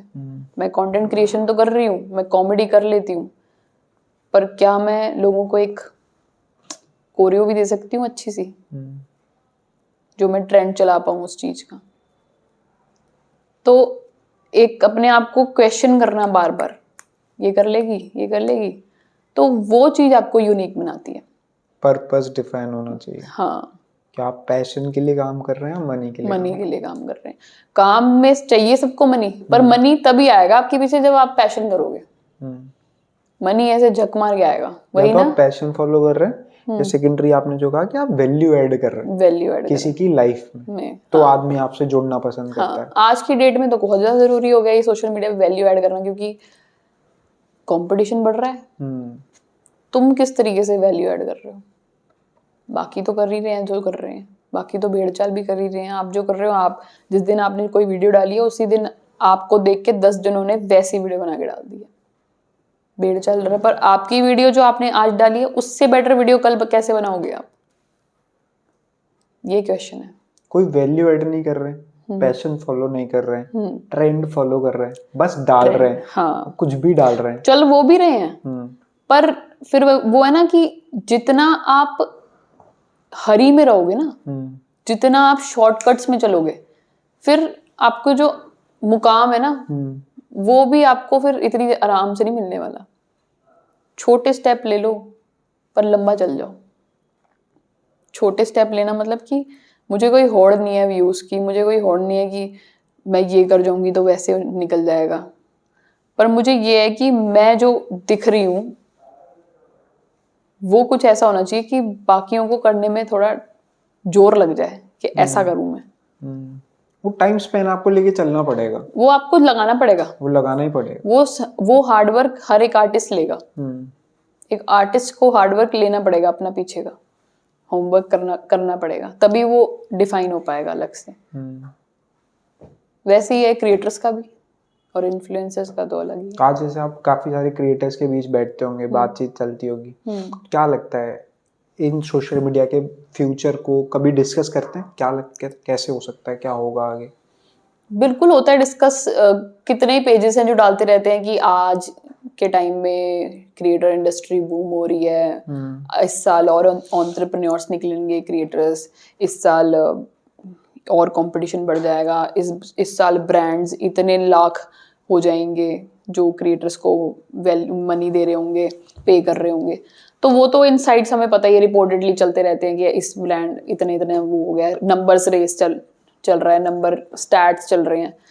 तो ऑब्वियसली क्रिएटर इकोनॉमी बूस्ट हो रही है और भी होगी अभी, पर वही है कि आपको पता है कि आपको अपना जो लगाम है वो खींच के किस तरीके किस डायरेक्शन में रखनी है, कहाँ लेके जाना है खुद को, कल को कहाँ देख रहे हो खुद को।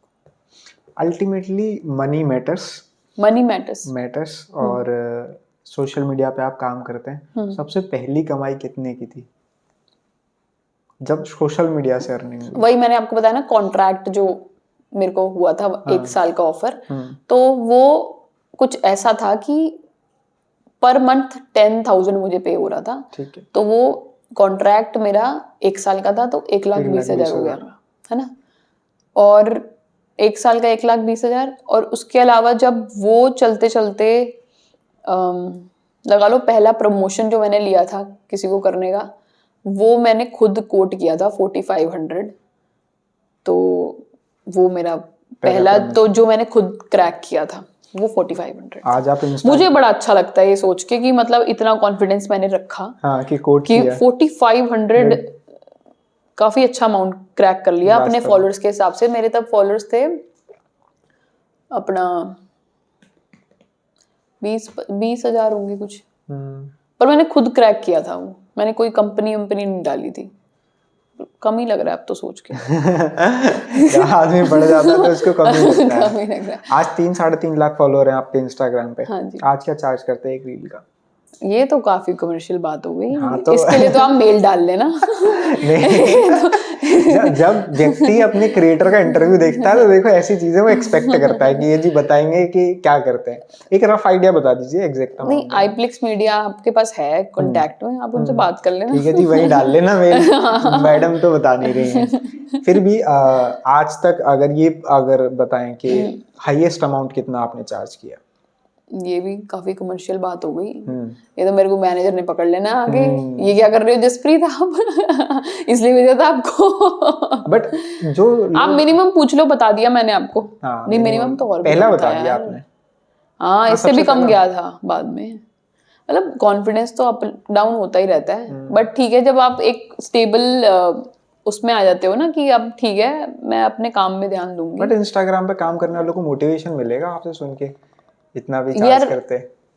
Crazy amount people, crazy amount in lakhs, जो आप नौकरियां करके नहीं शायद कमा सकते, पर आपको अपने आप को डिफाइन करना बहुत जरूरी है।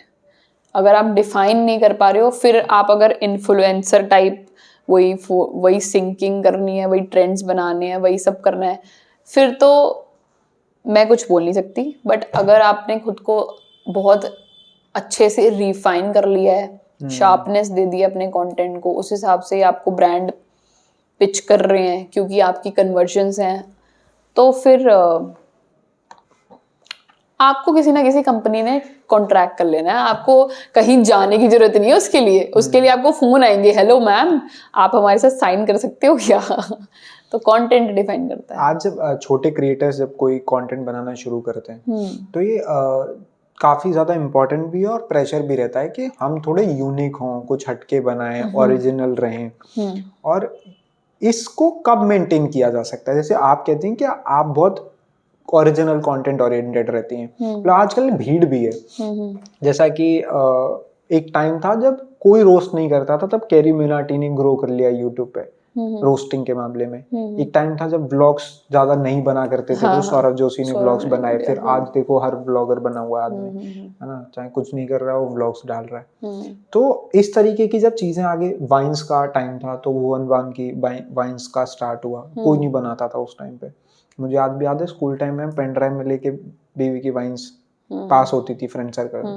तो जब आप कुछ इस तरीके का कंटेंट बनाते हैं जो क्रिएटिव होता है और जो ओरिजिनल होता है, उसको मेंटेन करने का कितना प्रेशर रहता है? काफी ज्यादा। मेंटेन नहीं, उसको ग्रो करने का। मेंटेन तो हो गया कि चलो ये जो चल रहा है, अब इसका भी सैचुरेशन आ जाएगा, इसको कितने टाइम चला लूंगी मैं? कितने टाइम लोग मुझे वैसे देख लेंगे जैसे अभी देख रहे हैं? नहीं, इसको भी रिफाइन करते रहना पड़ेगा। कुछ ना कुछ ऐसा देना पड़ेगा जो आज के टाइम में उनके लिए रिलेटेबल है। तो वो तो चलो ये बात होगी कि बातों में से ही बात निकल जाती है। हम भी कौन सा दुनिया से कि आज मैं अर्थ पे हूँ, कल मैं प्लूटो पे चली जाऊंगी। मैं यहाँ हूँ, यही रहूंगी, और जो मेरे आसपास हो रहा है मैं उसमें से चीजें निकाल के डाल दूंगी अपनी वीडियो में। तो प्रेशर नहीं है, प्रेशर नहीं लेना किसी चीज का। बस ये है कि वो रहना है, क्या कहते हैं उसको, इंस्टेंट रहना है, क्या कहते हैं, ऑन द स्पॉट रहना है। वही मतलब रिफ्लेक्स अपना ओपन रखना है हमेशा, करंट से अपडेट रह के काम करते रहना है, अप टू डेट रहना है। अप टू डेट रहना है। हाँ, वो रहना एक क्रिएटर के लिए बहुत जरूरी है। आपको यूथ आइकन अवार्ड भी मिला। हाँ, वो किसान आंदोलन में जो सर्व किया उसकी वजह से। उसके बाद ही कैसा मूवमेंट था? बहुत अच्छा मूवमेंट था उस टाइम। मतलब पहला इवेंट मैंने जो अटेंड किया अपने पापा के जाने के बाद, तो काफ़ी इमोशनल था कि पापा होते तो और अच्छा होता। बट वो जहाँ भी हैं खुश हैं, देख रहे हैं। आपने काफी सारे कैरेक्टर्स बनाए, जैसे भोली बुआ, और वो आपके पंजाबी में जो भी प्रोनाउंसिएशन है, मैं हिंदी में बोल रहा हूँ। जैसा बनाया आपने, कबीर सिंह बनाए, तो ये रियल लाइफ से इंस्पायर्ड है? ये सारे, हाँ जी, ये सारे आसपास के ही हैं। अब जैसे मैंने बताया ना कि खालसा कॉलेज में लड़के जो हॉकी खेलते हैं वो कैसे होंगे, वो मैंने थोड़े बहुत देखे हैं। थोड़ा मैंने मसाला लगा दिया, थोड़ा मैंने ऐसा दिखा दिया कि वो धार्मिक भी है। उसके बाद कोई एंगी बेंगी बात मत कर देना कि ये ले सरदार है, दारू पी ले, कैसे पी ले। मतलब होता है ना स्टीरियोटाइप तोड़ने वाला एक सरदार, वो बनाया जस्सा। फिर एक बुआ जो रिश्तेदार है, वो रिश्तेदार तो सबके घर में ही होते हैं, उसका क्या ही बताना। फिर बुआ हो गई, फिर एक छोटे बच्चे तो आसपास में घूमते ही रहते हैं, वो क्या कर रहे हैं, वो साइकिल चला रहे हैं, क्या बोल रहे हैं एक दूसरे को, उनके कैसे एक्सप्रेशंस होते हैं, वो हर चीज को कैसे ले लेते हैं। मम्मी ने कुछ बोला तो उसको कैसे, उसका रिप्लाई कुछ और होगा, हमारा रिप्लाई, मम्मी कहेंगी दूध पी ले, हम कहेंगे हाँ मम्मी ठीक पी ले, उसको कहेंगे दूध पी ले, दूध ही पीता रहा हूँ मैं अब, सुबह दूध शाम दूध हमेशा दूध, मतलब हाँ बच्चे की तरह सोचना। ये कबीर सिंह कैरेक्टर, ये वो है चिंटू। चिंटू। कबीर सिंह वो है जो हर लड़की के साथ कोई ना कोई ऐसा पाना वापर जाता है कि उसकी लाइफ में कबीर सिंह आ जाता है एक। तो वो एक कबीर सिंह जो सोसाइटी ने आइडलाइज किया हुआ है, वो स्टीरियोटाइप तोड़ने के लिए एक ह्यूमरस कबीर सिंह दिया कि तुम्हारा मजाक ही उड़ रहा है, तुम कोई कूल नहीं लग रहे। तो वो एक करेक्टर आ गया, मतलब जो जो हुआ उसको करेक्टर में डाल दिया। कितने कैरेक्टर है टोटल? टोटल तो नहीं लगाया, पर चलो चल भगवान की जैसे बनते जा रहे हैं, और कल को मतलब जितने दिमाग में आते जाएंगे बनते चले जाएंगे। क्या रहता है सबसे डिमांडिंग में, कौन सा कैरेक्टर रहता है जिसको लोग पोली बुआ रहती है सबसे ज्यादा, क्योंकि वो बुआ होती है ना जो घर में आती है, कलेश कराती है, या कई बार नहीं भी कराती है, बस थोड़ी सी तिल्ली लगा जाती है, तो वो वाला सबको पसंद आता है। लोग ऐसे डिमांड करके बोलते हैं तो आपको डिमांड उस कंटेंट को बनाना पड़ता है, फुलफिल करनी पड़ती है, जनता से सुननी पड़ेगी ना जनता की। नहीं सुनाएंगे तो क्या, प्यार करते हैं सारे, प्यारे प्यारे मैसेज डालते हैं, और वो मैसेजेस से ऊपर तो कुछ भी नहीं है ना। उन्होंने अपना टाइम निकाला, पहले मुझे देखा, फिर उसमें उन्हें खुशी मिली, और फिर उन्होंने मेरे को मैसेज डाला, तो मेरे को इतना, अगर किसी ने टाइम दे दिया अपना वैल्यू, तो मेरे लिए तो बहुत बड़ी बात है। अच्छा, आपके साथ भी ऐसा होता है? अक्सर क्रिएटर्स कहते हैं कि जिस कंटेंट को बनाने में हमने बहुत मेहनत करी, अच्छा जी पोस्ट कर दिया, अब ये तो आगे लगा देगा, बट वो नहीं चला, और जो बहुत रैंडम बना दिया वो अबव एक्सपेक्टेशन चल गया। ऑडियंस अलग होती है ना। अब जैसे हम फिर भी रहेंगे तो हम ह्यूमंस है ना, हमारा दिमाग कितना कहीं ब्रॉड होगा, एल्गोरिथम से ऊपर तो नहीं चले जाएंगे। तो वो एल्गोरिथम पकड़ता है उन चीजों को जो शेयर होती है। अब जो हमने झिक के बना दी चीज, वो चीज इतनी शेयर नहीं हुई, क्योंकि उसका ऑडियंस बेस इतना स्ट्रांग नहीं था, पर हाँ उसमें मेहनत पूरी लगी हुई है। पर कोई चीज ऐसी कि ठीक है इतनी मेहनत नहीं करी, पर डाल दी, पर वो ज्यादा लोगों को रिलेटेबल लग गई, तो ऑब्वियसली अगर कोई मेहनत वाली चीज को देगा तो उसको वैल्यू ज्यादा मिलेगी, क्योंकि उसमें ज्यादा मेहनत डाली है, ह्यूमर ज्यादा है, सब कुछ अच्छा है, एक्टिंग अच्छी है। पर ज्यादा लोग जिनके पास चीजें जा रही हैं वो चल जाती हैं। कौन सा वाला जो ऐसे अनप्लान्ड कंटेंट बना दिया था, नॉर्मली बना दिया था, वो लोग ज्यादा शेयर कर देते हैं। मुझे लगता है कि ऑडियंस को समझना टफ है। अनप्लान्ड होना और एक होना कि शिट पोस्टिंग करना में बहुत फर्क है। अनप्लान्ड चीज होती है कि आज मैंने कोई चीज नोटिस करी, उसको मैंने रफली ड्राफ्ट करके कल बना दिया, तो ये मेरा स्केड्यूल में नहीं था, पर मैंने अनप्लान्डली डाल दिया है उसको। और एक होती है शिट पोस्टिंग कि मैंने ये देखा, मैंने उसको किसी भी एंगल से रिकॉर्ड कर दिया, और होते हैं वो भी वायरल वीडियोस, बट वो एक कंटेंट क्रिएटर का स्टाइल नहीं होगा, क्योंकि कंटेंट क्रिएटर का पूरा पेज डिफाइन होता है, और जो वायरल पीपल होते हैं, वायरल वीडियोस होती हैं, उनकी बस एक ही वीडियो होती है जो वायरल होती है। क्रिएटर का हर एक वीडियो में स्पार्क होता है, एक इम्पैक्ट होता है, तो उसको उस तरीके से देखना पड़ता है। फैमिली रिलेटिव्स में कभी किसी का कॉल आया, हमने देखी आपकी वीडियो, सबके आते हैं, तो मतलब ऐसे कभी पहली बार ऐसा कोई आया जिनसे एक्सपेक्टेड नहीं था कभी? हाँ ये तो बहुत होता है, बहुत लोग जिनसे मेरी कभी बनी नहीं बात, अच्छे से नहीं हुई, लड़ाइयाँ रही हैं, तो वो फिर टाइम के साथ साथ सब बदल जाते हैं। अच्छा ही लगता है, चलो इतना कोई ग्रज नहीं है किसी के लिए, ग्रज ही रखेंगे तो काम कब करेंगे। पंजाबी हैं, खुश रहना है। तुम खुश हो, नहीं हो तो आ जाओ, खाना खा लेते हैं बैठ के, खुश हो जाओगे थोड़ी सी। जैसे आप पंजाबी लैंग्वेज में कंटेंट बनाते हैं, तो अपने आप को establish as a Punjabi content creator करना है, या कोई और पर्पस है, लिमिटेड है, या आगे कैसे क्या सोचते हैं? क्योंकि आप अगर सिर्फ पंजाबी, क्योंकि आप प्योर पंजाबी में बनाते रील्स, तो वो पंजाबी ऑडियंस या पंजाबी समझने वालों तक जाएंगी। हिंदी वाला समझ लेगा ऊपर ऊपर से।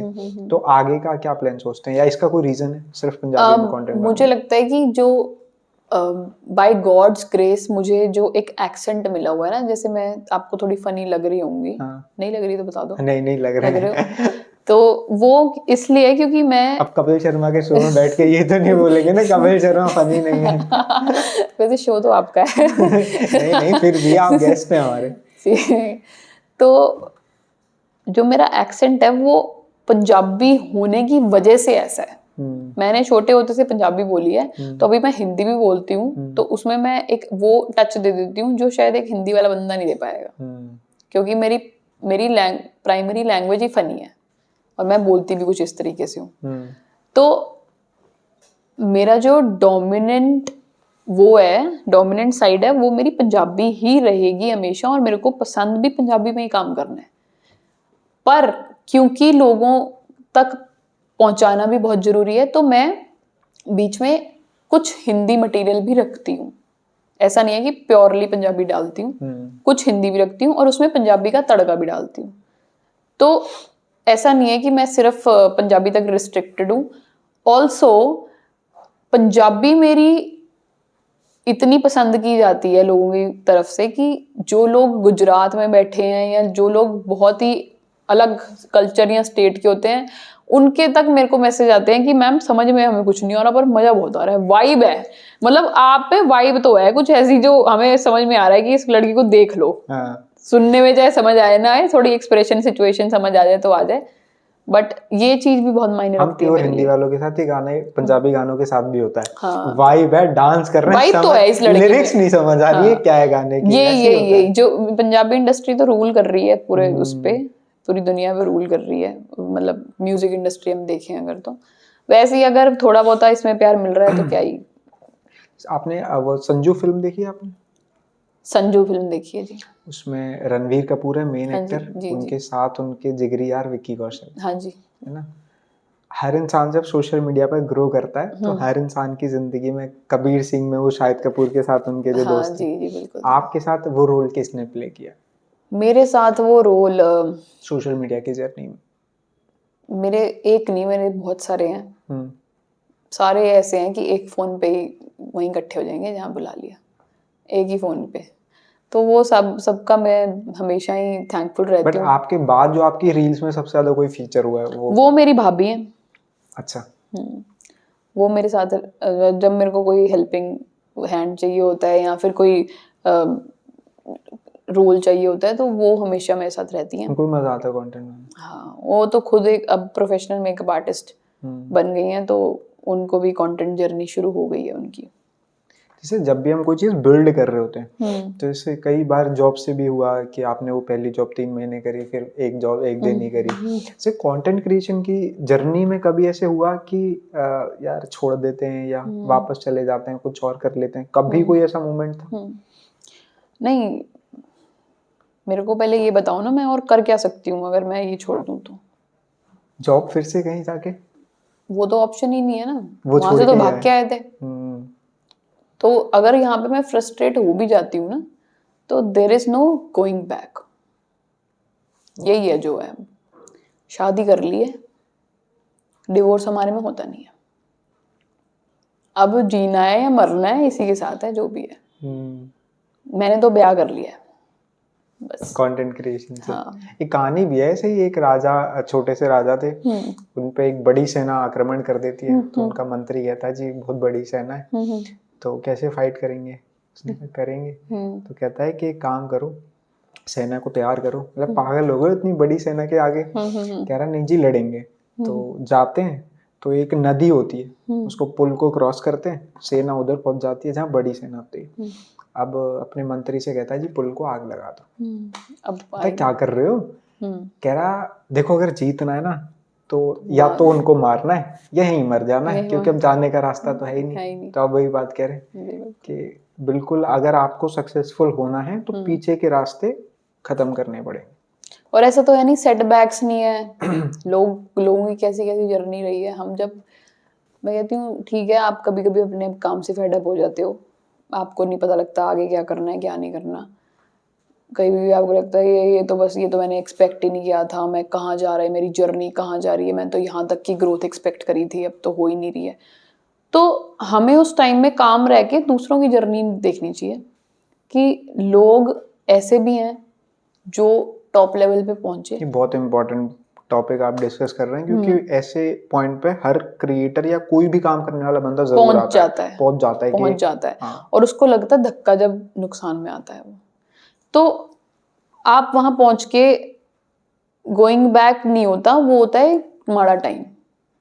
मैंने देखे हैं आर्टिस्ट वो भी जो इतनी ऊपर पहुंच के जहाँ पे उन्हें कोई छू नहीं सकता, फिर वो खत्म हो जाते हैं, अपने आप को कमरों में बंद कर लेते हैं। मैंने आर्टिस्ट वो भी देखे हैं जो इतनी ऊपर पहुंच के 3-3 साल डिप्रेशन में रह के फिर कम बैक करते हैं। तो जिंदगी तो खत्म हुई नहीं, टाइम ले लो, वापस तो आना ही है, जाना कहाँ है। छोड़ के मत उससे उससे ज्यादा तालियां बजेंगी। ये मत कभी सोचना कि आज जो मेरे पास है कल को नहीं होगा, नहीं, इससे ज्यादा ही होगा, बस काम करते रहो। अभी वो लाइन भी खूब चली, डाउनफॉल जैसा भी हो कम बैक बॉबी तो लॉर्ड बॉबी जैसा होना चाहिए। तो मतलब मुझे लगता है वो तभी है शायद जब आप अपने, और कमबैक तब नहीं आता जब हम कमबैक के बारे में सोचते रहते हैं, कमबैक कमबैक कमबैक, ठीक है, हम सोच, हमारे एक बैक ऑफ द माइंड में रहता है कि हमें ये करना है यार, ये होता था, अब नहीं हो रहा है, ऐसा नहीं है, नहीं। बट जब हम वो चीज सोच के हम उस पर ध्यान ना देके हम वो काम करते हैं जो उसको करने की जरूरत है, फिर वो automatically the world revolves around you, और वो चीजें होती हैं। यार देख, अभी तो पीछे सोच रही थी ये हो नहीं रहा, देख तेरे सामने है, अभी तो पीछे सोच रही थी ये ऐसे नहीं चल रहा, देख तेरे सामने है। तो वो चीजें तभी होती हैं जब आप उसके बारे में सोचना कम और जो 80% का वर्क है उसका लोड ज्यादा लेते हो। Be with your disciplined schedule, जो लोगों को शायद इंग्लिश ज्यादा आती हो,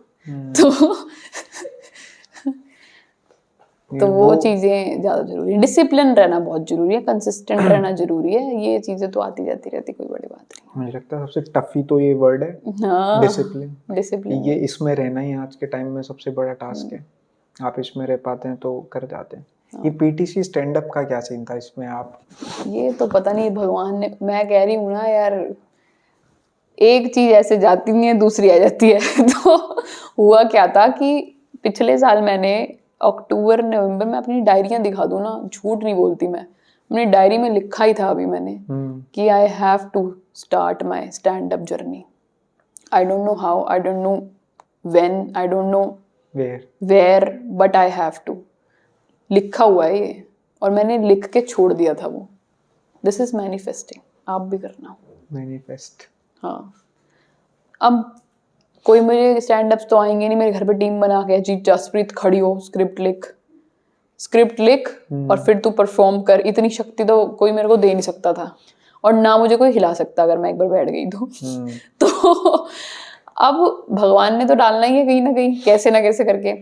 अब उन्होंने सोचा था कि ऐसे तो ये करेगी नहीं, अपनी रीलों में फंसी हुई है, तो उन्होंने लालच दे दी थोड़ी सी कि पहला स्टैंड अप कर ले, वो भी टीवी पे कर ले, पैसे तुझे अलग मिल जाएंगे। तो रास्ता वो बना देते हैं जैसे भी हो। तो वो एक जो झिझक, एक तो होना कि यहाँ पे मैंने बना दी कोई वीडियो और फिर मैंने पोस्ट कर दी, एक होना कि मेरे आगे 200 बंदे बैठे हैं और फिर मैं बोल रही हूँ, और फिर मेरी 8-8 मिनट की 2 स्क्रिप्टें हैं जो मैंने बोलनी है, और वो जानी टीवी पे है। तो उस चीज को हैंडल करने का जो प्रेशर ले लिया ना फिर मैंने 1 महीने में, जब वो ऑफर आया मेरे को, तो उस चीज ने वो मेरे को झिझक में से निकालने में हेल्प कर दिया। एक जो झिझक होती है ना, उसकी स्टेज फियर होता है जो आपका, वो वैसे था नहीं शुरू से। मैं परफॉर्मर हूँ अपने कॉलेज टाइम से, बट एक बोलने वाला परफॉर्मर एक अलग चीज होती है और नाचने वाला परफॉर्मर अलग चीज होती है।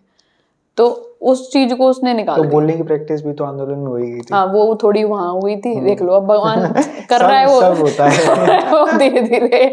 तो उसने वो वहां निकाल दी मेरी, December 15, मैं वो दिन नहीं भूल सकती। एज अ गेस्ट वहां पे आप पहुंचे for 1 hour show on PTC Punjabi. Overall experience कैसा था? ओवरऑल एक्सपीरियंस, मैंने कैमरे नहीं देखे थे कभी इतनी जिंदगी में। वहाँ भी कैमरा, यहाँ भी कैमरा, यहाँ कैमरा, वहाँ, यहाँ, और जो कैमरे यहाँ पे म्यूजिक वाले बैठे, जैसे लग रहा है कपिल शर्मा शो में आ गई हूँ, है ना, ऑलमोस्ट वैसी वाली वो हर फीलिंग थी वो। मोमेंट शूट हो रहा होता है। हाँ, सामने मुझे डायरेक्टर नहीं नजर आ रहा, जो सामने कोई वो अंदर है डायरेक्टर, वो कह रहे वहां से आवाजें आ रही है। मैं कहा आवाजें कहाँ से, कौन है ये बंदा? तो पीछे स्क्रीन लगी हुई है, वो वहां मेरे को देख रहे हैं और वहां से मेरे को गाइड कर रहे हैं। तो मतलब अब एक स्टेप अप कर दिया ना, रीलों से आगे बढ़ के एक कैमरा लाइफ में जा रहे हैं धीरे धीरे। देखो आगे क्या होता है क्या नहीं होता, वो तो भगवान ने करना ही है। कुछ मैंने तो नहीं सोचा, वो अपने आप दे देगा जैसे अभी तक दे रहा है कुछ ना कुछ। ये अगली मैनिफेस्टिंग होगी ना, कुछ वो आ जाएगी आगे। ऐसे प्राउड फील होता है कभी खुद पे कि यार वहां जा रहे हैं जहाँ शायद नहीं सोचा था, या एक स्टेप खुद से लिया है जिसपे हम अड़े गए, जो इम्पोर्टेंट है, और उस पे हम आगे भी बढ़ रहे हैं। तो लगता है ऐसा, या सर्कल में, फ्रेंड सर्कल में, क्योंकि बाकी के लोग जॉब कर रहे होते हैं, आप एक अलग क्रिएशन पे निकल गए, कैसा फील होता है? प्राउड तो चलो इतना नहीं हुआ अभी तक मेरे को, वो तो चलो मम्मी पापा को जो हम होता होगा, जो भी उनको होता होगा, मेरे को होता है ब्लेस्ड फील। मैं प्राउड नहीं इतना करती जितना ब्लेस्ड करती हूँ फील, क्योंकि मेरे रास्ते बनते चले जाते हैं अपने आप, और मेरी स्किल्स रिफाइन होती चली जाती हैं उस हिसाब से, और मेरा दिमाग सेट रखने का काम जो भगवान ने किया हुआ है कि काम ही कर तू बस, दूसरी तरफ जा ही मत। किसी भी XYZ बहुत चीजें हैं, दुनिया बैठी हुई है, पर हम कर रहे हैं, तो ये कोई हमारी बुद्धि नहीं है, ये भगवान है जो हमसे करवा रहा है, तो आई एम ब्लेस्ड। कभी कभार ब्रेक लेने का मन करता है सोशल मीडिया से ऐसे? नहीं, हमने इतनी मेहनत से कमाए हैं ये लोग, जिनके लिए जो हमारे को इतना टाइम देते हैं अपना, और हम उनसे ब्रेक नहीं लेना चाहते। हम चाहते हैं उनको भर के रखें। कभी हुआ ऐसा लंबा एक आध महीना बहुत चला बार गया हुआ और है। डीएम्स पे डीएम्स कहाँ है? पर वो प्रेशर नहीं मैं सह सकती। अच्छा। अगर मैं बैठ जाऊं ना और मैं इनको एंटरटेन ना करूं जो मेरे साथ जुड़े हुए हैं, तो मेरे अंदर आग लग जाती है कि मैं कर नहीं, वो XYZ रीजन कुछ भी हो सकता है, कि मेरे घर में कुछ प्रॉब्लम हो गई, कोई ऐसी सिचुएशन है कि मैं कॉमेडी कर ही नहीं सकती, पर उस चीज का भार बहुत ज्यादा है, तो भगवान ना ही दे। काम मेरा ऐसा है कि अभी मैं नॉर्मल बैठी हूँ, पर जब मेरे को स्क्रिप्ट है, जब मेरे को काम करना है, तो मेरा मूड ऐसे चेंज हो जाएगा, उसी में ढल जाएगा। मैंने अगर बच्चा बनना है तो बच्चा ही बन जाऊंगी, अगर मैंने चीखे मारनी है तो चीखे ही मारूंगी मैं। तो उसके साथ कोई वो नहीं है कॉम्प्रोमाइज, पर वही है कि जैसे स्मूथली चल रहा है चलता रहना चाहिए। ब्रेक नहीं लेनी। ब्रेक क्या, काम क्या करेंगे, और कुछ है ही नहीं, फिर है क्या, कोई सेकंड ऑप्शन रखा नहीं, बैकअप ऐसे कभी छुट्टी उट्टियों पे चले गए हो? हाँ, छुट्टी पे गए, वहां का बना लेंगे कुछ, वही बना लेंगे। आज जी भोली बुआ घूमने आई है हिल स्टेशन घूम रही है, ठंड ज्यादा लग रही है, ऐसा बना लेंगे कुछ। अभी जैसे इंस्टाग्राम पे काम करते करते कभी अपने कैरेक्टर्स को ट्रेंड की तरफ मूव करने का कभी काम करके देखा? ट्रेंड्स में उनको वो करने का ना, हाँ, मतलब इंटीग्रेट करके आप उस तरीके से, हाँ वो रेयर बट कराए। फनी कंटेंट बनाते हो आप, हाँ, लोगों को हंसाते हो। हाँ, रियल लाइफ में भी ऐसा ही चलता है या नहीं? आपको मैंने रुलाया आज? एक्चुअल में क्या है कि हम बातें कर रहे हैं, है ना? मतलब जैसे फैमिली में होते तो लोग इन्वॉल्व हो जाते हैं, या तो हम एक्चुअल जैसे वो आपका एक काम है, बट काम को आपने पकड़ा कि पहले मैं पहले एक्टिंग डांस कर रहे थे आप, फिर आप कोरियोग्राफी कर रहे थे, फिर आपने वो कंटेंट पकड़ा, तो वो एक्चुअल जब चार लोगों के बीच बैठते हैं तो भी वो मैं पहले से ही ऐसी थी। मेरे सारे यार दोस्त, कॉलेज, स्कूल, सबको मैं हंसाती थी। मेरे को अंदर से ही खुशी हो जाती थी कि मतलब अगर मैंने कोई बात बोल दी और सामने वाला हंस गया ना, तो मेरा सोल को ऐसे फुलफिलिंग सा लगने लग जाता था कि यार मैंने तो एक बंदे हंसा दिए। तो अभी भी कभी बैठ जाऊं, कोई रिश्तेदारों में बैठ जाऊं, तो खप पाई जानी है, कुछ नहीं देखना आसे पासे, कह देंगे, क्या कह देंगे, चल रही है, हैगी है, और कैसे जिंदगी जी जाती है। चुप बैठ के टू मच वो होके जजमेंटल होके वो सब नहीं होता हमसे, हम तो मुंह पे ही बोल देते हैं जड़ी बात है कि जो स्टैंड अप कॉमेडी में या कॉमेडी में बड़े क्रिएटर्स हैं, कभी उनके साथ काम करने का सोचा? काम करा भी है और आगे भी करते रहेंगे, जो आगे से आएगा या मतलब जैसे अगर बात हो जाएगी तो कोलैब्स कर लेंगे। जो आगे से आएगा। नहीं आगे से मतलब कि ऐसे कोई वो नहीं है अंदर की करना है, इसके साथ करना ही करना है, उसके साथ करना ही करना है। सोलो डोलो मूव करे ते बन दे देख रिकॉर्ड गुड़े। तो अभी आप जैसे जो कॉमेडी वाला कंटेंट है उससे अपार्ट भी कुछ करते हैं? कॉमेडी से अपार्ट जिम करते हैं। अभी करा मैंने 1.5 महीने पहले शुरू। New year resolution? New year resolution? नहीं ये तो दिसंबर से ही शुरू कर दिया था मैंने। हाँ, अब मैं गया टीवी पे आने वाले हैं 15 दिसंबर की मेरी शूट है, 4 दिसंबर से मैंने जिम शुरू किया है। मैंने बोला कुछ तो करवा देना, कहता हाँ मैडम जितना होगा कर लेना। बट ठीक है अब उस चक्कर में मतलब एक शूट के चक्कर में मेरा एक रूटीन बन गया और मैं अब रेगुलरली जिम करती हूँ। सो आप भी करा करो, हेल्थ के लिए अच्छा है, हेल्थ के लिए अच्छा है, मेंटल हेल्थ के लिए मेंटल हेल्थ के लिए बहुत बढ़िया है। बहुत बढ़िया है। 2-3 घंटे पता ही नहीं लगते, ऐसा लगता है दुनिया से परे हो गए हो और 2-3 घंटे आप अपना मतलब शरीर बना रहे हो और यू आर बीइंग हेल्दी और आप सोच अच्छा रहे हो और एक वो पेन के बाद जो गेन होता है ना वो एक अलग ही वो है एडिक्शन। मैं एक रील देख रहा था उसमें एक आजकल तो सिर्फ ग्राफिक्स के जरिए कुछ बातें कहने के रील्स भी बनते हैं। एआई, हाँ एआई वाला तो यूज होता ही है। तो उसमें लाइन थी कि प्यार करने की और करियर बनाने की एक ही उम्र होती है। अगर आप एक ही काम कर सकते हो, दोनों करोगे तो कहीं ना कहीं तो डबाडोल हो जाएगा। आपको भी ऐसा लगता है? किस्मत की बात है, करने वालों ने दोनों चीजें भी कर ली, ना करने वालों की दोनों ही रह गई। ना यहाँ के करे ना वहाँ के रहे, क्योंकि अच्छे से नहीं किया ना। या कई बार चीजें अलाइंड नहीं होती इस तरीके से और कुछ चीजें जिंदगी में होती हैं आपको सिखाने के लिए, वो सीखना बहुत ज़रूरी है। अगर उन चीज़ों से नहीं सीख रहे हो और फिर भी उन्हीं चीज़ों में हो तो फिर आप बहुत बड़ी दुविधा में हो। शायद आपको इस उम्र में नहीं पता लगेगा और जिस उम्र में उम्र निकल जाएगी तब पता लग जाएगा। जेन जी जनरेशन के जो नए टर्म्स हैं, आप कह लो सिचुएशनशिप, कैजुअल रिलेशनशिप, बेंचिंग और बहुत सारी चीजें, इन पे कोई कमेंट्स करेंगे? कुछ मैं इसे कहेंगे? सपोर्ट नहीं करती। क्या मतलब क्यों लगता है, मतलब ऐसा क्यों है कि ये जो चीजें हैं day by day just because of social media बहुत इंक्रीज हो रही हैं, कैजुअल हो रही है? हाँ मतलब बहुत कैजुअल हो वेरी रही है। मतलब कैजुअल टू पीपल। तो सबके अपने ओपिनियन अपने लाइफस्टाइल्स हैं। मैं तो जैसी मैं हूँ ओल्ड स्कूल, मुझे वैसे ही लोग मेरे साथ पसंद हैं, वैसे ही यार दोस्त हैं मेरे और जैसी विचारधारा हैं वैसे ही मैच करने वाले लोग चाहिए मुझे। उसके बाहर के अगर होते हैं तो उतनी की बातचीत है जितनी की जरूरत है, उससे ज्यादा मतलब सर्कल छोटा ही है मेरा, मैं ज्यादा लोग रखती नहीं अपने साथ। 3 लाख लोग जुड़े हुए हैं आपके साथ। मतलब बहुत बड़ा मतलब जो circle है यहाँ आपका। तक अंदर मतलब एक क्लोज हाँ, सर्कल हो गया ना, ये तो पर्सनल बात हो गई हाँ। काफी। बट इन चीजों को आप ऐसे, जैसे आप सोशल मीडिया पे एक तरीके से पब्लिक प्रोफाइल है, तो आप एनालिसिस करते हैं कि हमारे जो यंगस्टर्स हैं या जो आज की जनरेशन है वो किस तरफ आगे मूव ऑन कर रही है इन चीजों को लेके? हर चीज आपकी लाइक डिसलाइक्स पे है, आप किस चीज को प्रमोट कर रहे हो और किस चीज के लिए आप स्टैंड ले रहे हो, आप वैसे बन जाओगे। एल्गोरिथम है, life is all about your personal algorithm. जैसे इंस्टाग्राम में चलता है, आप जो देखते हो आपके सामने रीलों में वही आने लग जाता है। वैसे ही अगर आप जैसे लोगों में रहोगे आपके अंदर ऑटोमेटिकली वही चीजें डेवलप होनी शुरू हो जाएंगी।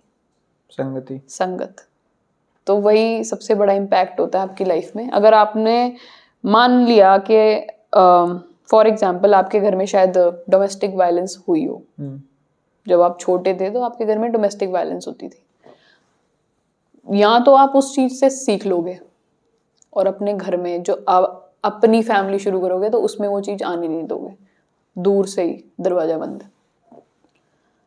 या फिर आप भी वही करोगे जो शायद आपकी मम्मी के साथ हुआ। तो हर चीज का जो ऑपरेटर है वो आप ही का ही दिमाग है कि आपने क्या करना है, किसके साथ रहना है, कितना रहना है और क्या सीखना है। तो मैं तो वही प्रमोट करती हूँ जो मैं सीखती हूँ और मेरी प्रोफाइल पे नजर आ ही जाएगा, दिख जाता है हर इंसान की वो झलक जैसा वो वास्तव में है। हाँ। आज के आखिरी सवाल ले लेते हैं। जो आज के क्रिएटर्स हैं तो सोशल मीडिया पर स्टार्ट कर रहे हैं और धीरे धीरे धीरे बना रहे हैं, कुछ कंटेंट बना रहे हैं, स्पेसिफिक नीश को लेके बना रहे हैं या अपने पैशन को फॉलो कर रहे हैं, उनके लिए क्या कहेंगे अगर उन्हें ग्रो करना है सोशल मीडिया पे? उनके लिए जिन्हें ग्रो करना है, सबसे पहली बात कि आप ये डिसाइड करो बैठ के, पहले सबसे पहले आपका पेज नहीं आता, सबसे पहले आपकी एक होता है इंस्टाग्राम का पेज, एक होता है डायरी का पेज। जितना प्यार आप अपने डायरी के पेज को करोगे ना, उससे ज्यादा प्यार दुनिया आपके इंस्टाग्राम पेज को देगी। तो वो इतना स्ट्रांग होना चाहिए आपका डायरी का पेज कि तू ये कर रही है, तूने कल को ये लेना है और लोगों तक ये चीज डिलीवर करनी है। तेरा विजन ये है। You must be clear here and here. अपनी डायरी में और दिमाग में क्लियर होना बहुत जरूरी है। अलग विजन पकड़ी होगी तो ही लोगों ने आपको सराहना है। अगर नहीं होगी, खाली पन्ने हैं, तो फिर वो खाली लिफाफे ही रह जाएंगे इंस्टाग्राम पर भी या किसी भी प्लेटफॉर्म पर। फॉर एग्जाम्पल जिस पे भी आप काम कर रहे हो, यूट्यूब पे कर रहे हो, किसी पे भी कर रहे हो, तो वो स्ट्रॉन्ग विजन्स रखने वाले ही आगे बढ़ पाते हैं। First you need to sit with your diary, then people sit with your analyse Instagram yourself, channelise your resources, फिर आओ सामने, उससे पहले नहीं। जैसे आपने एक इम्पोर्टेंट रोल प्ले किया किसान आंदोलन में, तो वो बहुत डायरेक्टली पॉलिटिक्स से जुड़ा हुआ था। आज एज अ इंडिविजुअल भी और एज अ क्रिएटर भी आज की इंडियन पॉलिटिक्स सिचुएशन को कैसे देखते?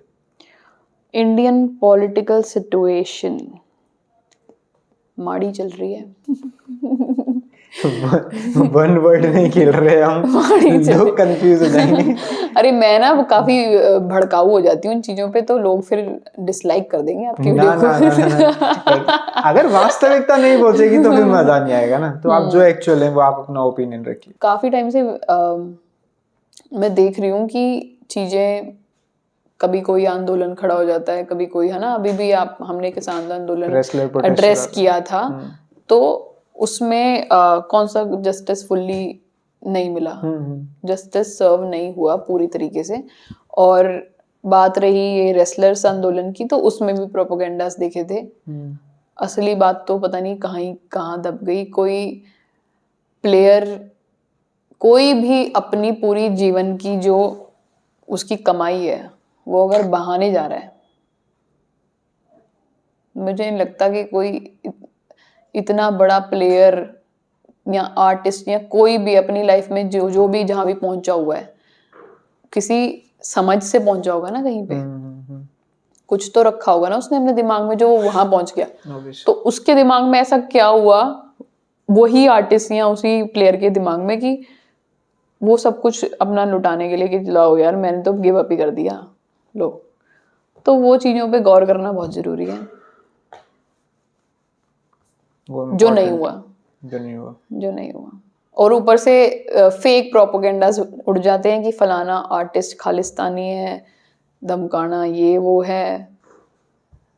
आप जानते नहीं हो जिनके बारे में आप बात कर रहे हो कि वो कहाँ के बैकग्राउंड से आए हैं, कहाँ पे खड़े हो गए हैं आज की डेट में, और इंडिया को ही रिप्रेजेंट करके वो इंडिया के लिए कितना नाम कमा रहे हैं पूरे वर्ल्ड में, जिनको आप मिनट में ऐसे कर रहे हो। तो चीजें तो बहुत एड्रेस करने वाली, पर चलो। वैसे तो आपने बीच में कई बार नाम लिया है और आप एक मीडिया हाउस के ही इंटरव्यू में भी बैठे, बट फिर भी इंडियन मीडिया को कैसे देखते हैं? क्या लगता है कि जो मैंने तो केबल कटवा दी करके नेशनल मीडिया, टीवी देखना बंद। क्या आएगी? दो चीजें हैं, नेशनल मीडिया है, हाँ, या फिर बिग बॉस है। मैंने दोनों ही नहीं देखने देना। तो जो चीजों को सुन के कोई फायदा नहीं, कोई रियलिटी नहीं, कोई वैल्यू ऐड नहीं, तो क्या फायदा है? कटवाओ केबल यार, अपना यूट्यूब पे देख लो, ये नहीं सब्सक्राइब कर लो न्यूज़ डिग्गी को। पेड़ नहीं है ये, पेड़ नहीं है ये। अगर इतनी बातें इन्होंने मेरी सुन ली है और ये ऐसे के ऐसे डाल रहे हैं यूट्यूब पे, तो कर लो सब्सक्राइब। एडिट ही डालते हैं हमारे यहाँ, कट कॉपी नहीं चलता, बिकॉज हम वही बोलने में, और मैं बात भी इसीलिए कर रहा हूँ ताकि आज ओपिनियन ही लोगों तक नहीं पहुंच पाते हैं बेसिकली। और वही इंपॉर्टेंट है कि जिनके पास रिप्रेजेंटेशन है वो अपना ओपिनियन लोगों तक जरूर पहुंचाएं, क्योंकि बुरे लोग तो बोल रहे हैं, अच्छे लोग नहीं बोल रहे हैं, और वो जो नहीं बोल रहे हैं उसका खामियाजा आने वाली जनरेशन को भोगना ही पड़ेगा। खैर, लास्ट सवाल है, अभी जनवरी है और राम मंदिर का उद्घाटन हो रहा है और पूरा देश राम मंदिर में राम राम राम कर रहा है, और ये भी चर्चा आ रही है कि वो बना नहीं है पूरा, बट फिर भी उसकी प्राण प्रतिष्ठा कार्यक्रम करके उद्घाटन किया जा रहा है। कोई कमेंट इस चीज पे? जय श्री राम। जय श्री राम। Best reply.